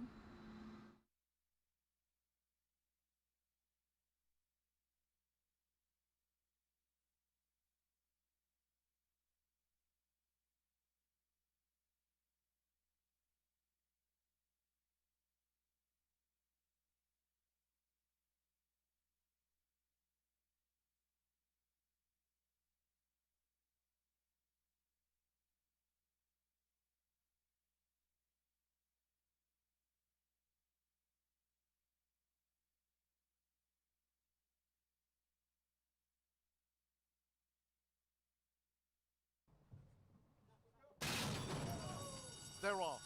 In the filly division of the Hoosier Breeders Sophomore Handicap, Miss Candela had the parking brake on, drifts back to last after a slow start. Wicked Vet. So Fernando de la Cruz stepping right on the accelerator. Wicked Vet straight to the front, crossed over while clear. Hot Meadows in the blue with orange sleeves in pursuit of Wicked Vet, who leads the dash past the half mile. Elegant Justice is right there close up, along with Temple Painter, part of that quartet, and don't miss out on the far outside. They're well grouped at the 3.5. Charming Talisman, G-Force Jimmy, and slow starting. Miss Candela has dropped back to last. The opening quarter, 22.03 seconds. Just under 3 furlongs to go.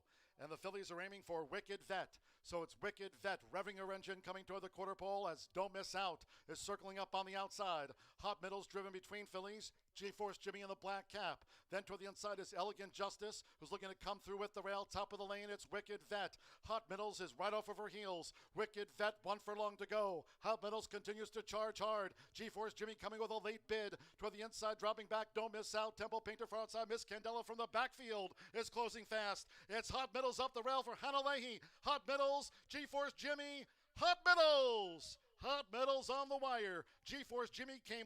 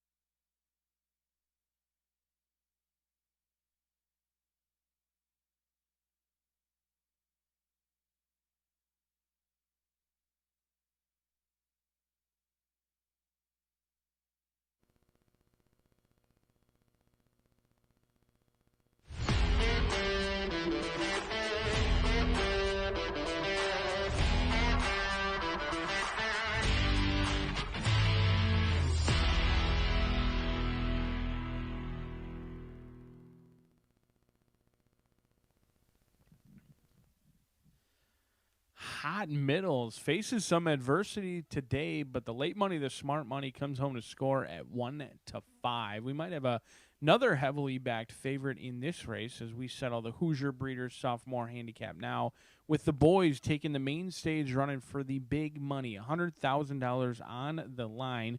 Do scratch numbers 1, Mondavilla, along with number 3, Woodaz, out of the starting gate, leaves us with a field of 6 running for 6 figures in here. And I'm going to take the fresh face in here.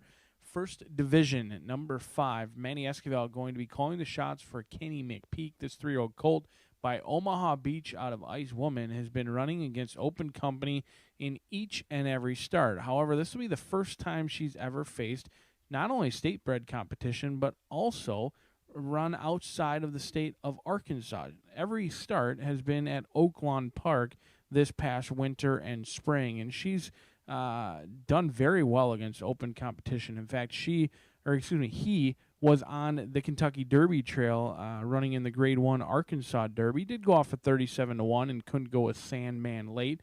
Had a lot of trouble in that trip, and then came back to run third in a $200,000 stakes race. So those are going a mile and an eighth. Last 2 starts going 9 furlongs. Should be plenty fit. I don't think fitness will be an issue. And a horse who's shown the ability to be tactical. Actually got the maiden breaking score on debut, going 6 furlongs, where they closed from last to first with a rush under the guidance of Julian Leperoux. I think First Division has faced much tougher competition than he will see today. He should absolutely appreciate being in with state-bred competition. He's the class of this field. The only question mark is the sprint. Is it going to be too much of a cutback? Can he keep up early? And, of course, whether he takes to the track or not. But he's going to be skinny in the price.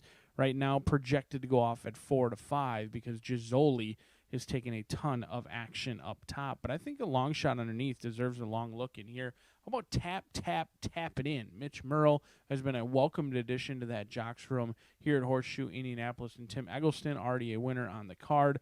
Earlier today with Little Jake, these two would look to team up for their second win today with Tap, Tap, Tap It In, a horse who's as consistent as they come. 1 win with 3 second-place finishes in 5 starts. Last time out, ran a much better than it looked second-place finish. Won the battle, dueled all the way throughout. Actually outdueled every front runner. The racing line would show that this one kind of sat off of it. I thought was maybe a little bit closer to the pace than 2 lengths off of it. I thought dueled throughout that turn and just got nailed by a last to first winner. Just happy to be here, who has since come back to exit that race and go on to win yet again. Also ran into a tough foe here during the 3-year-old debut, April 24th, running into Fantastic Vow, who's now gone on to win 3 races in a row. So while Tap, Tap, Tap It In is still looking for the first win of this season, has run against some very tough competition and exits 2 races that I believe will certainly be live, and has an experience edge over your favorite in here, with both experience here at Horseshoe Indianapolis and some recency as Gisoli coming off of a long layoff. And the 8 is Special Creed, 1 win from 11 starts, but Tiana Richardville, she teamed up with Hannah Leahy to get their win. Why not Michelle Elliott's turn with Evan Roman aboard? This one showed speed last time out, couldn't seal the deal going 6 furlongs, went awfully quick, did vie from in between, was in somewhat of an uncomfortable position. They broke from the middle of the field that day. They were in the horse sandwich all the way throughout the turn, and I thought it was better than it looked. A horse who has speed can take you a long way. Speed does win races, and they might be able to dictate the pace. As we'll see what Gisoli is going to bring to the table. He had shown the ability to come from off the pace last season, and then I don't expect First Division to be near the lead, cutting back from 9 furlong races. So maybe Special Creed can get a breather early on in this race and bring home a live long shot. Our Pentafectas have been paying huge all day long. Those vertical continue to play very well, but $100,000 on the line. This one will go out for the boys as a 3-year-old state-bred competition in the Hoosier Breeders Sophomore Handicap coming at you next.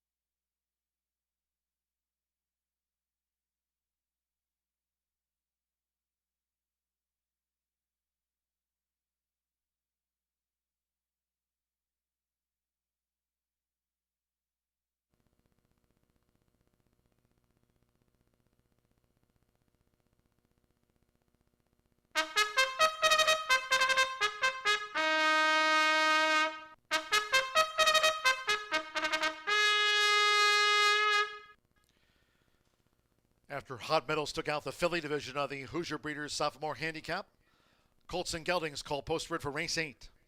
17th running of the Hoosier Breeders Sophomore Handicap over the 6 furlongs, a field of 6.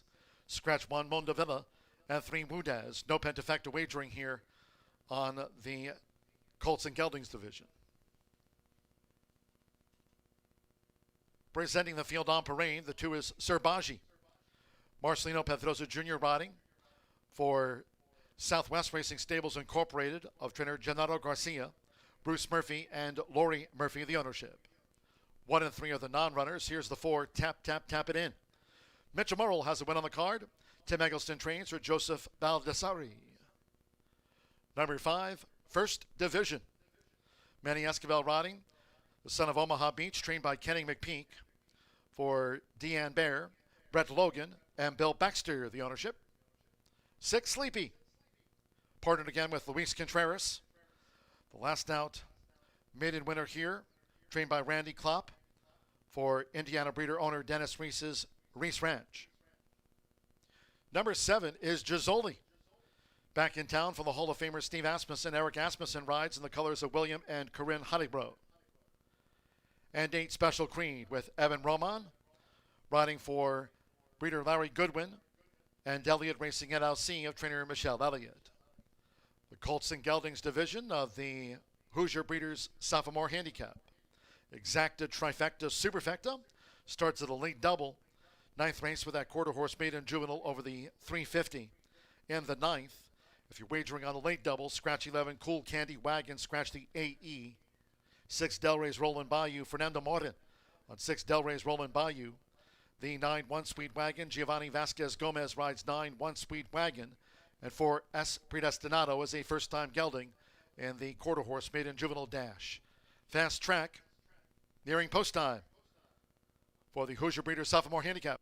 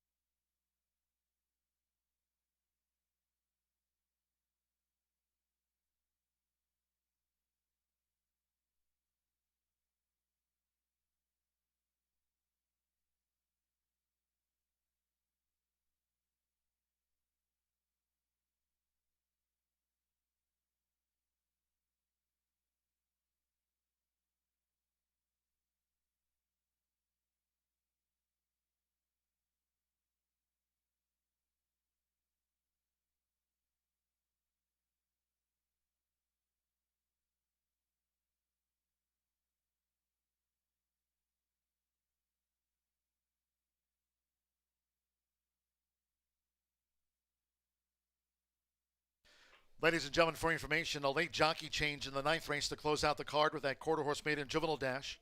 In the 9th, number 6 Delray's Roland Bayou. Now make the jockey Giovanni Flores Munoz. Will ride 6 Delray's Roland Bayou. That's in the 9th. 6 Delray's Roland Bayou will now be ridden by Giovanni Flores Munoz.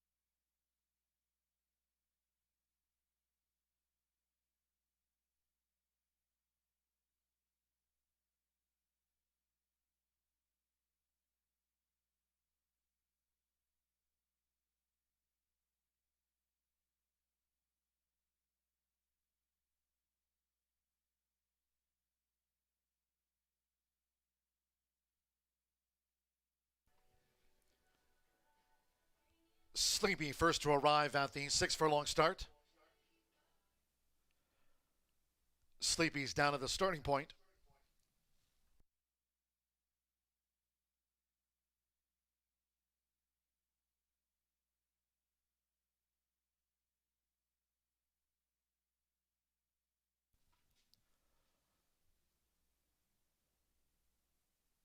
With Sleepy first to arrive, the horses are approaching the starting gate.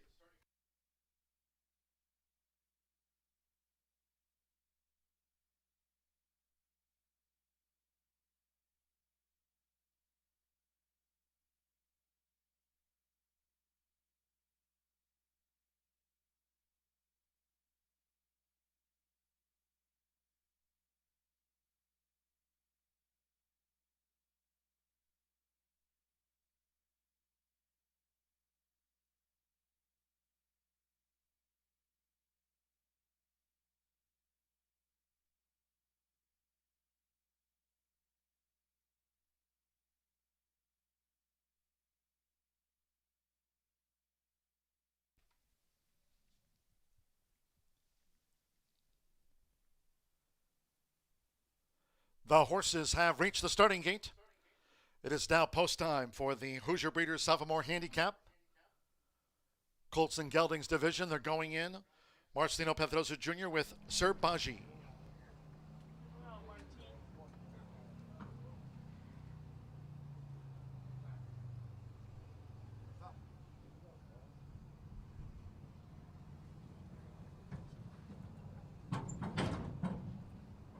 Now Mitchell Morrill. Tap, tap, tap it in. Joins Sir Baji. Manny Esquivel with First Division.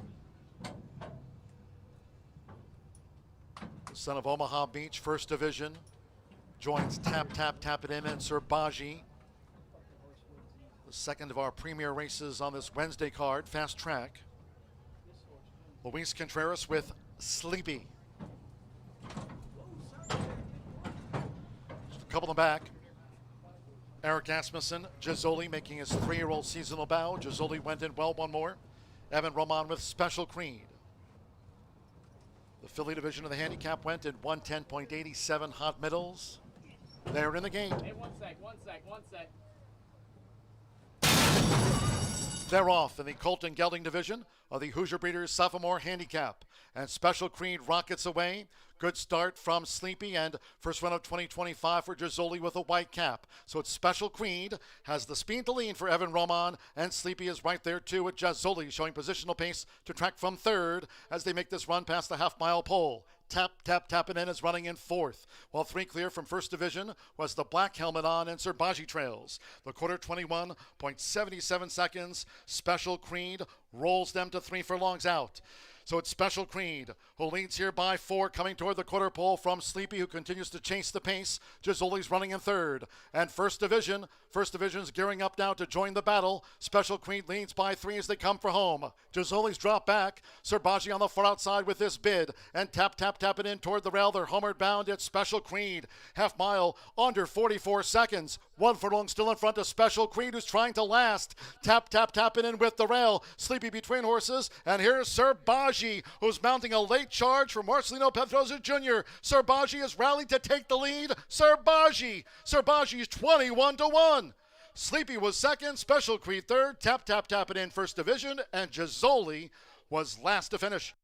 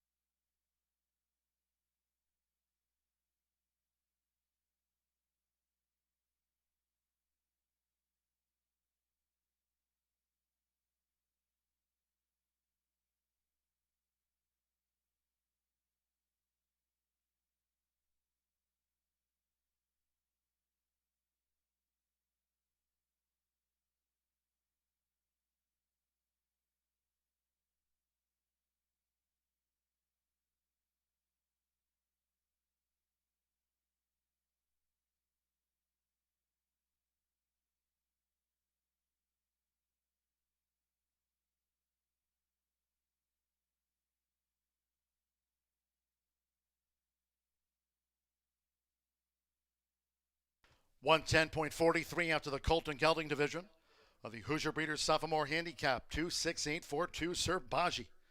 21-1 upset. 6 Sleepy. 9-1 on the runner-up. 8 Special Queen at 6-1 odds third. 4 Tap It In at 7-1 for the Superfecta. There was no Pentafecta. Marcelino Pedrosa Jr.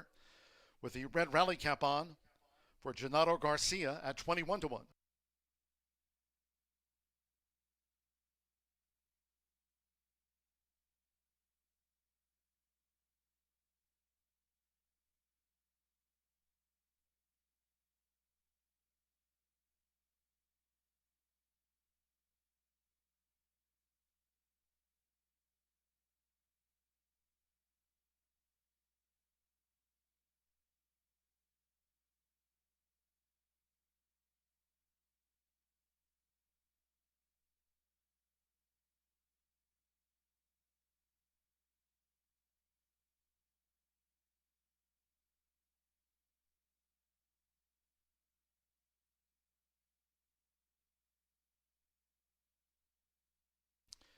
And the Murphy Trailer Sales winner circle the 2, Sir Baji, with Marcelino Pedrosa Jr.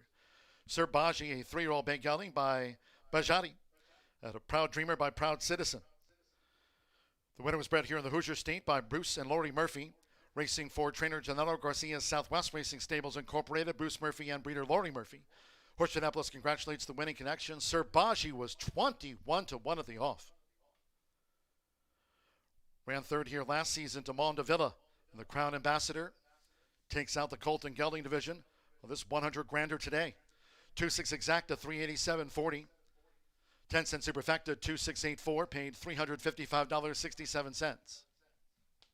Pick 3, $78.45. The 50-cent trifecta, 2-6-8, $512.35. 5-2, the handicap double, $82.80. Dollar late pick 4 presented by iToba, $2,314.60. And the 50-cent late pick 5 on 5 of 5, $1,924.10. Winner's presentation after the Colton Gelding division of the Hoosier Breeders Sophomore Handicap. And the winner's presentation, Horseshoe Indianapolis Director of Racing, Racing Secretary Chris Polson, Assistant Racing Secretary Chris Kamak. The winner's presentation to the connections of Sir Baji, taking out the 17th running of the Hoosier Breeders Sophomore Handicap. And the 9th, that quarter horse maiden juvenile dash. Over the 350 yards, fast track against Scratch, the also eligible 11 Cool Candy Wagon. 6 Delray's Rolling Bayou, that jockey changed a late one to Giovanni Flores Munoz on 6 Delray's Rolling Bayou. 9 One Sweet Wagon, announced earlier Giovanni Vasquez Gomez on 9 One Sweet Wagon. And the 4 Esprit Destinado is a first-time gelding. The 4 Esprit Destinado. Exacta, trifecta, superfecta, 10-cent quarter horse pentafecta. Post time for the finale in 17 minutes at 6:17. In a moment, back down to the Murphy Trailer Sales Winner's Circle. Racing Rachel with the connections of 21-1 Sir Baji.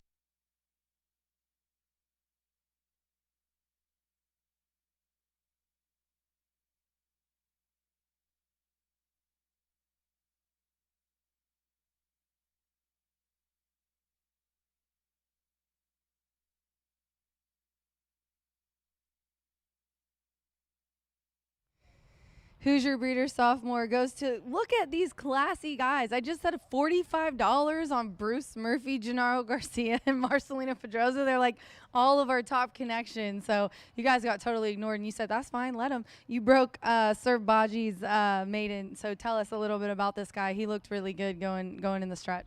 Yeah, well, he's really better going along. But, I mean, we broke shot out of there. He put me without using it. I'm like, well, I'm in a good spot. I'm closer to the pace. I'm closer to the horses. I don't have to use it really when I ask him to run, and he responds real well. Thanks to Gennaro for the great job he always does, and Mr. Bruce for the opportunities always, and let's keep it rolling. All right, go get this stuff off your nose. Okay, he worked hard. He's covered in dirt. Gennaro and I have an agreement. I get quotes from him, and I let him stand here and look handsome. So, Bruce, you're my talker. Well, I'm so happy for you guys. You guys really, whenever you team up and own a horse, I always take notice. And me and John, he makes sure to text me. John Dooley said, hey, he was our honorable mention, so tell Bruce and Gennaro we mentioned him today. $45, they didn't listen. Nobody listened, okay? And we thought it was maybe a little short. He is better, like Marcelina said. He's a little better going long. I just want to thank Gennaro, his barn crew. He has a great staff, okay, that helps him. And Marcelino, he does a great job, and I'm just very fortunate to be, with them folks. Yeah, we're really happy. It was just, I think Samantha, our photographer, said we're really happy to see all of our Indiana friends who are always here on the daily win a couple races. Congratulations, Gennaro. Thank you, Rachel. All right, you guys, we got one more quarter horse. Stick around. I'm gonna get wet. He's gonna. No, I'm not gonna. It's in my contract. Bruce knows.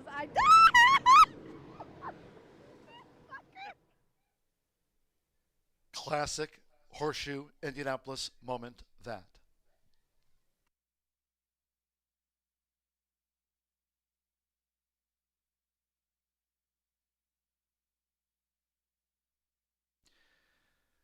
And after that moment, just another quick jockey change in the 9th race for that 6 Delray's Rolling Bayou. The 6 Delray's Rolling Bayou in this next race will be ridden by Germanius O'Neill. Germanius O'Neill now will ride 6 Delray's Rolling Bayou.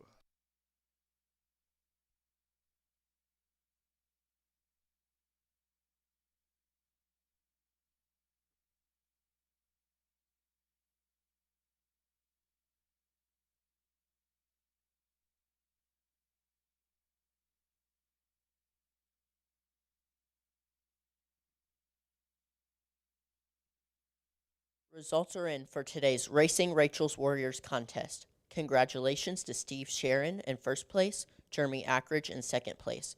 Jeremy will be advancing to the final since Steve Sharon has already qualified for the final.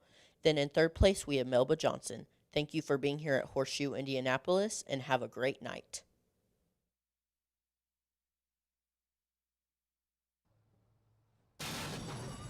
They're off in the Colton Gelding division of the Hoosier Breeders Sophomore Handicap. And Special Creed rockets away.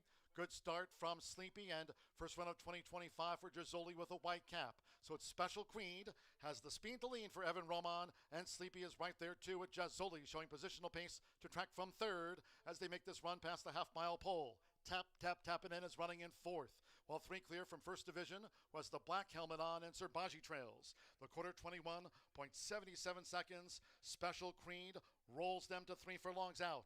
So it's Special Creed who leads here by 4, coming toward the quarter pole from Sleepy, who continues to chase the pace. Gizzoli's running in third. And First Division's gearing up now to join the battle. Special Creed leads by 3 as they come for home. Gizzoli's drop back. Serbaji on the far outside with this bid. And tapping in toward the rail. They're homeward bound. It's Special Creed.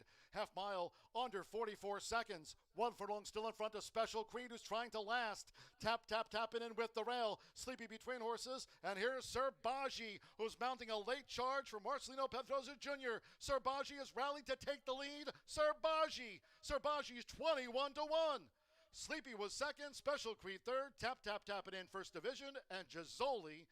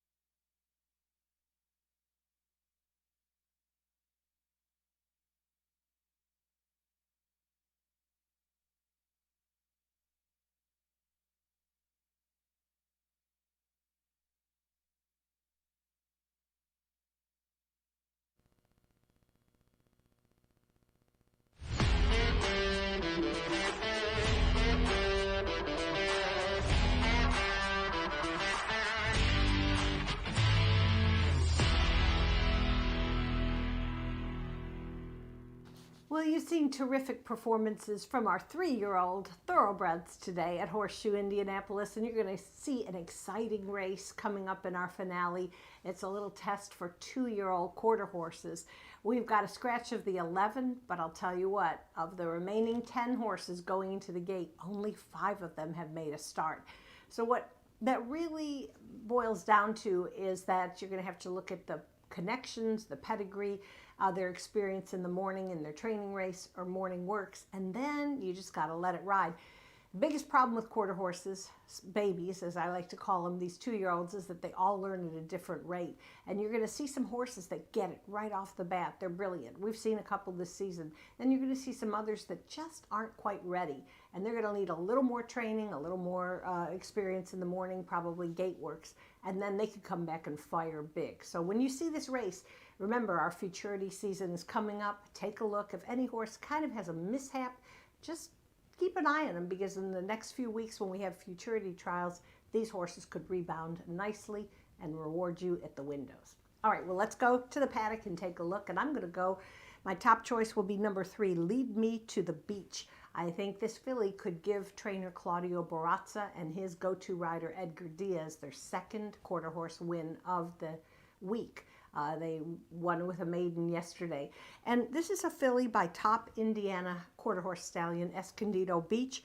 The dam is She's a Classy Leader. And this filly has shown potential in the morning. She's had a couple works, but what you really can't ignore is the win percentage of Claudio Barazza, who's had 9 first-time starters, 2-year-old first-time starters, and he's won 33% of those races. That's a pretty good percentage when you're talking about the unknown young horses still learning every time they approach the racetrack. That'll be my top choice.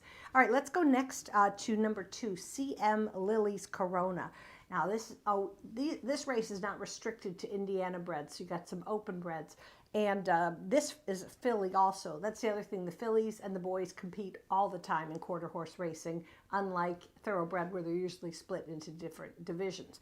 But this is a daughter of Grade 1 winner KVN Corona. Very impressive. KVN Corona was great as a racehorse AQHA champion, but now producing some really good offspring, and they can run. So bullet work, fastest work of the particular distance on April 16th, and then came back 2 weeks later and won the training race, a training race that we usually run them at 250 yards, gives them that whole experience of loading into the gate and emulating the race experience, and she was pretty impressive in that. And also impressive is her duo, that's trainer Tony Cunningham. He's won the last 2 quarter horse titles, and his go-to rider, Danny Martinez.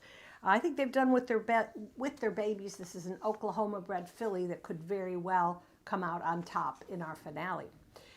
Let's go next to number 6, and that's Delray's Rollin' Bayou. Ron Raper has 2 in this race, and he's going to saddle this gelding by Freight Train B, who was a training race winner here on April 11th. Then came back for his debut, dismissed by the betting public at 57-1 on May 28th, and never fired. But he's got that race under his belt, and Ron Raper is a good trainer, and Freight Train B is an excellent stallion. So this is the type of horse that you'd see 57-1 and didn't hit the board and you'd dismiss. Not a smart move, because these horses with 1 race under their belt and some observation from their connections to make some changes, you know, whether it's just a little more gate schooling in the mornings, maybe an equipment change or whatever, you might see a different horse. So take a look at number 6. And then the other horse I'd like to include in my top 4 is number 10, and that's AJK Sicaria Cowgirl. Tough to pronounce. Okay, this is a very interesting filly I wanted to talk about. All right, she had a start earlier this year. It was early in March at Remington Park. Very tough quarter horse meet.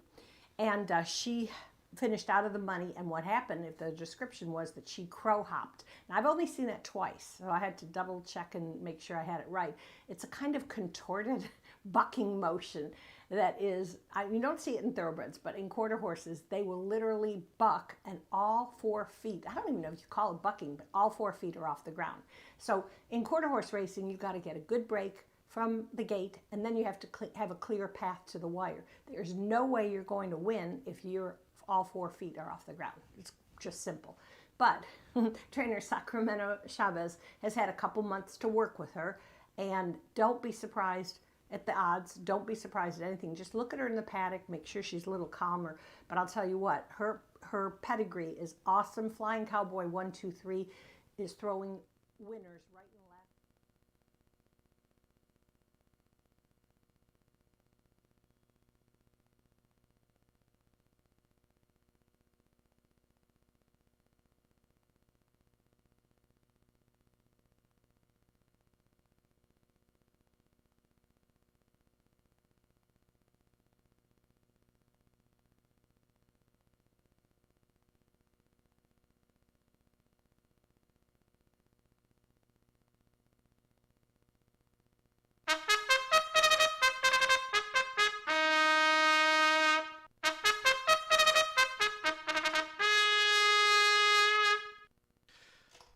Stepping onto the track now for the 9th race to close out the card with this quarter horse maiden juvenile dash with a 350, a field of 10.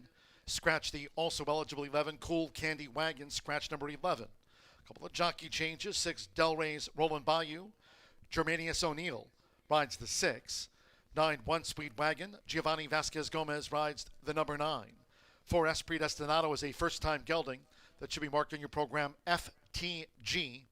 Designation first-time gelding for the 4 S Predestinado. Exacta Trifecta Superfecta, the 10-cent quarter horse Pentafecta, and nearing post up.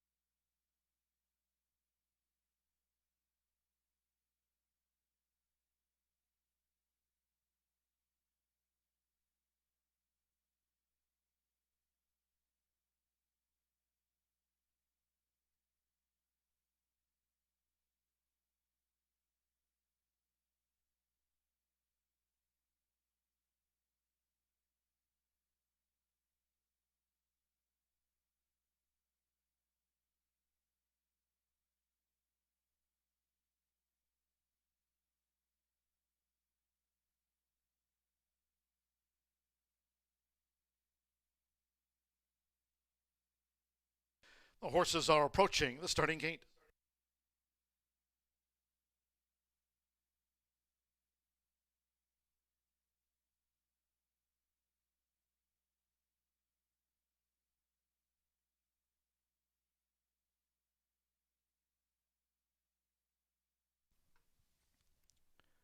The horses have reached the starting gate. It is now post time. They're going in. Eduardo Luna Diaz, Forever Love, debuts. There she is. Delray's Rolling Bayou.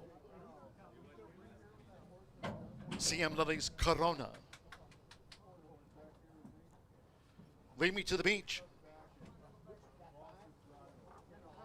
Now WRS Apolitical Jordan.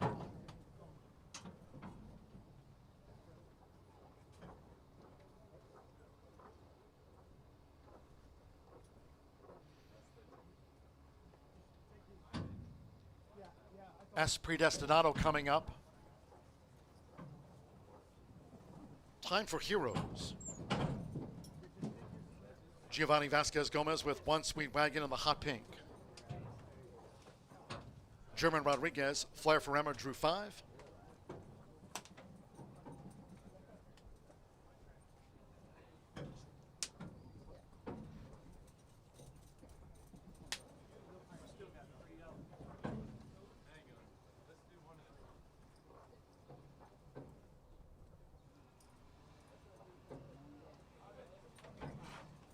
Lead Me to the Beach standing well in the gate. 2-1 the final favorite. Lead Me to the Beach drew 3. Here's Flair for Emma.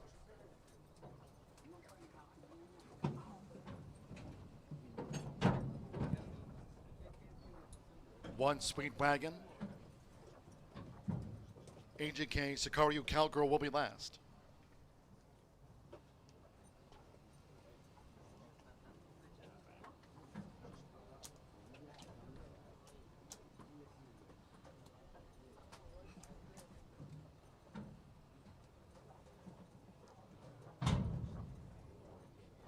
One more. Oscar Macias with AJK Sicario Cowgirl.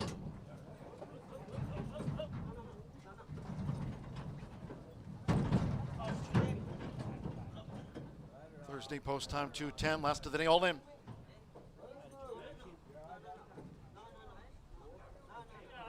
Ready.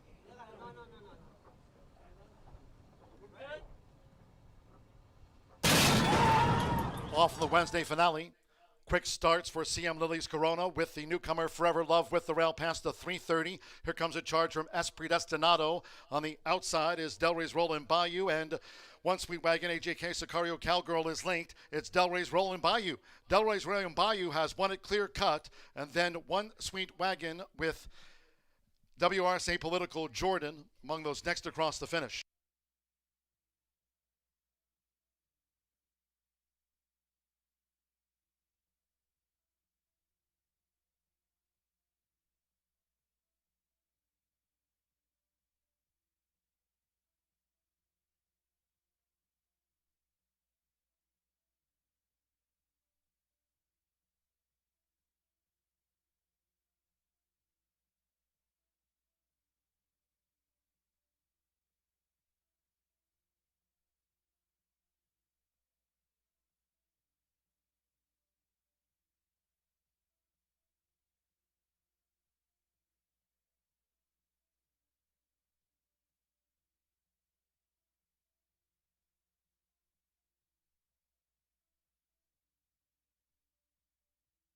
Six, Delray's Rolling Bayou.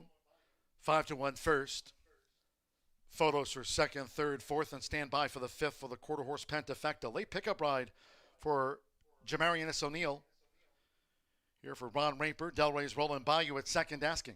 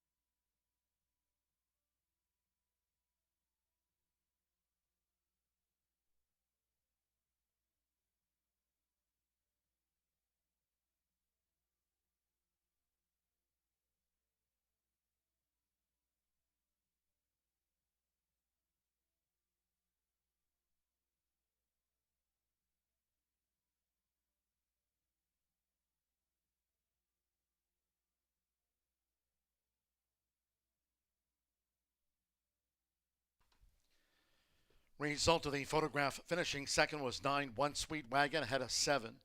WRS Apolitical Jordan, who was next across the finish. 3, Lead Me to the Beach was 4th, and the 10, AJK Sicario Cowgirl 5th. 18.117, 6.9, 7.310.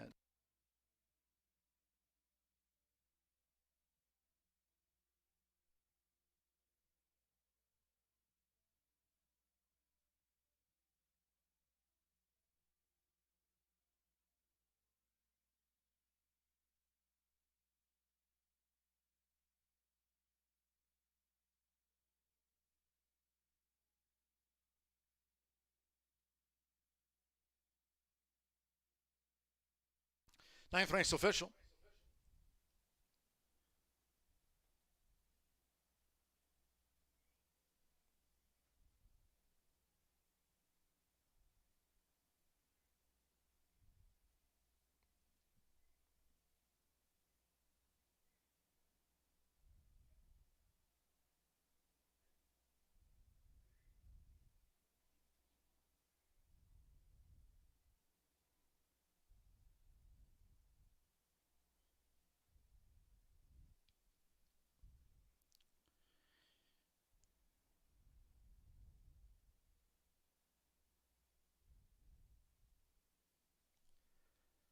Returning to the Murphy Trailer Sales winner circle, the 6, Del Rey's Rolling Bayou.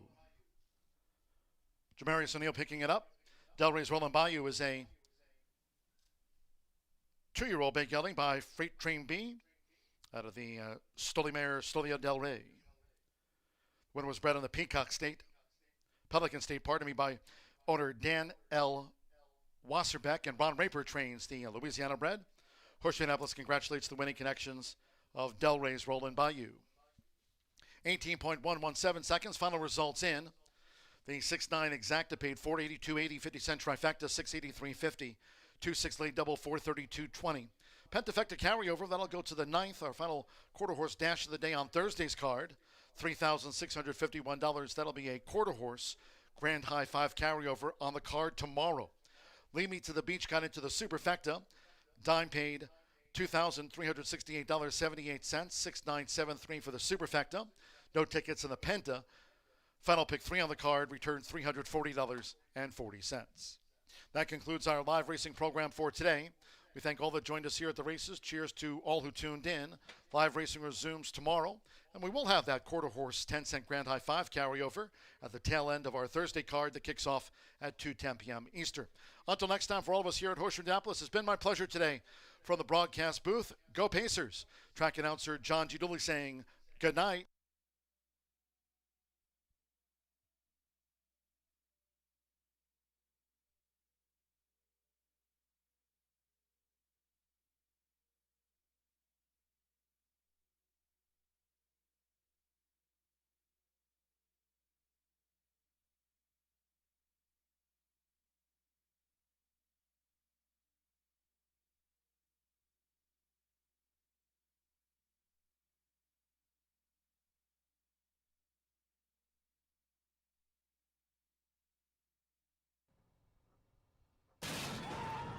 Off of the Wednesday finale.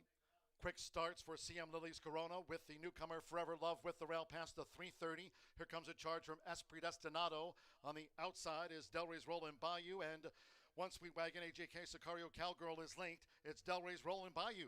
Del Rey's Rolling Bayou has won it clear cut, and then One Sweet Wagon with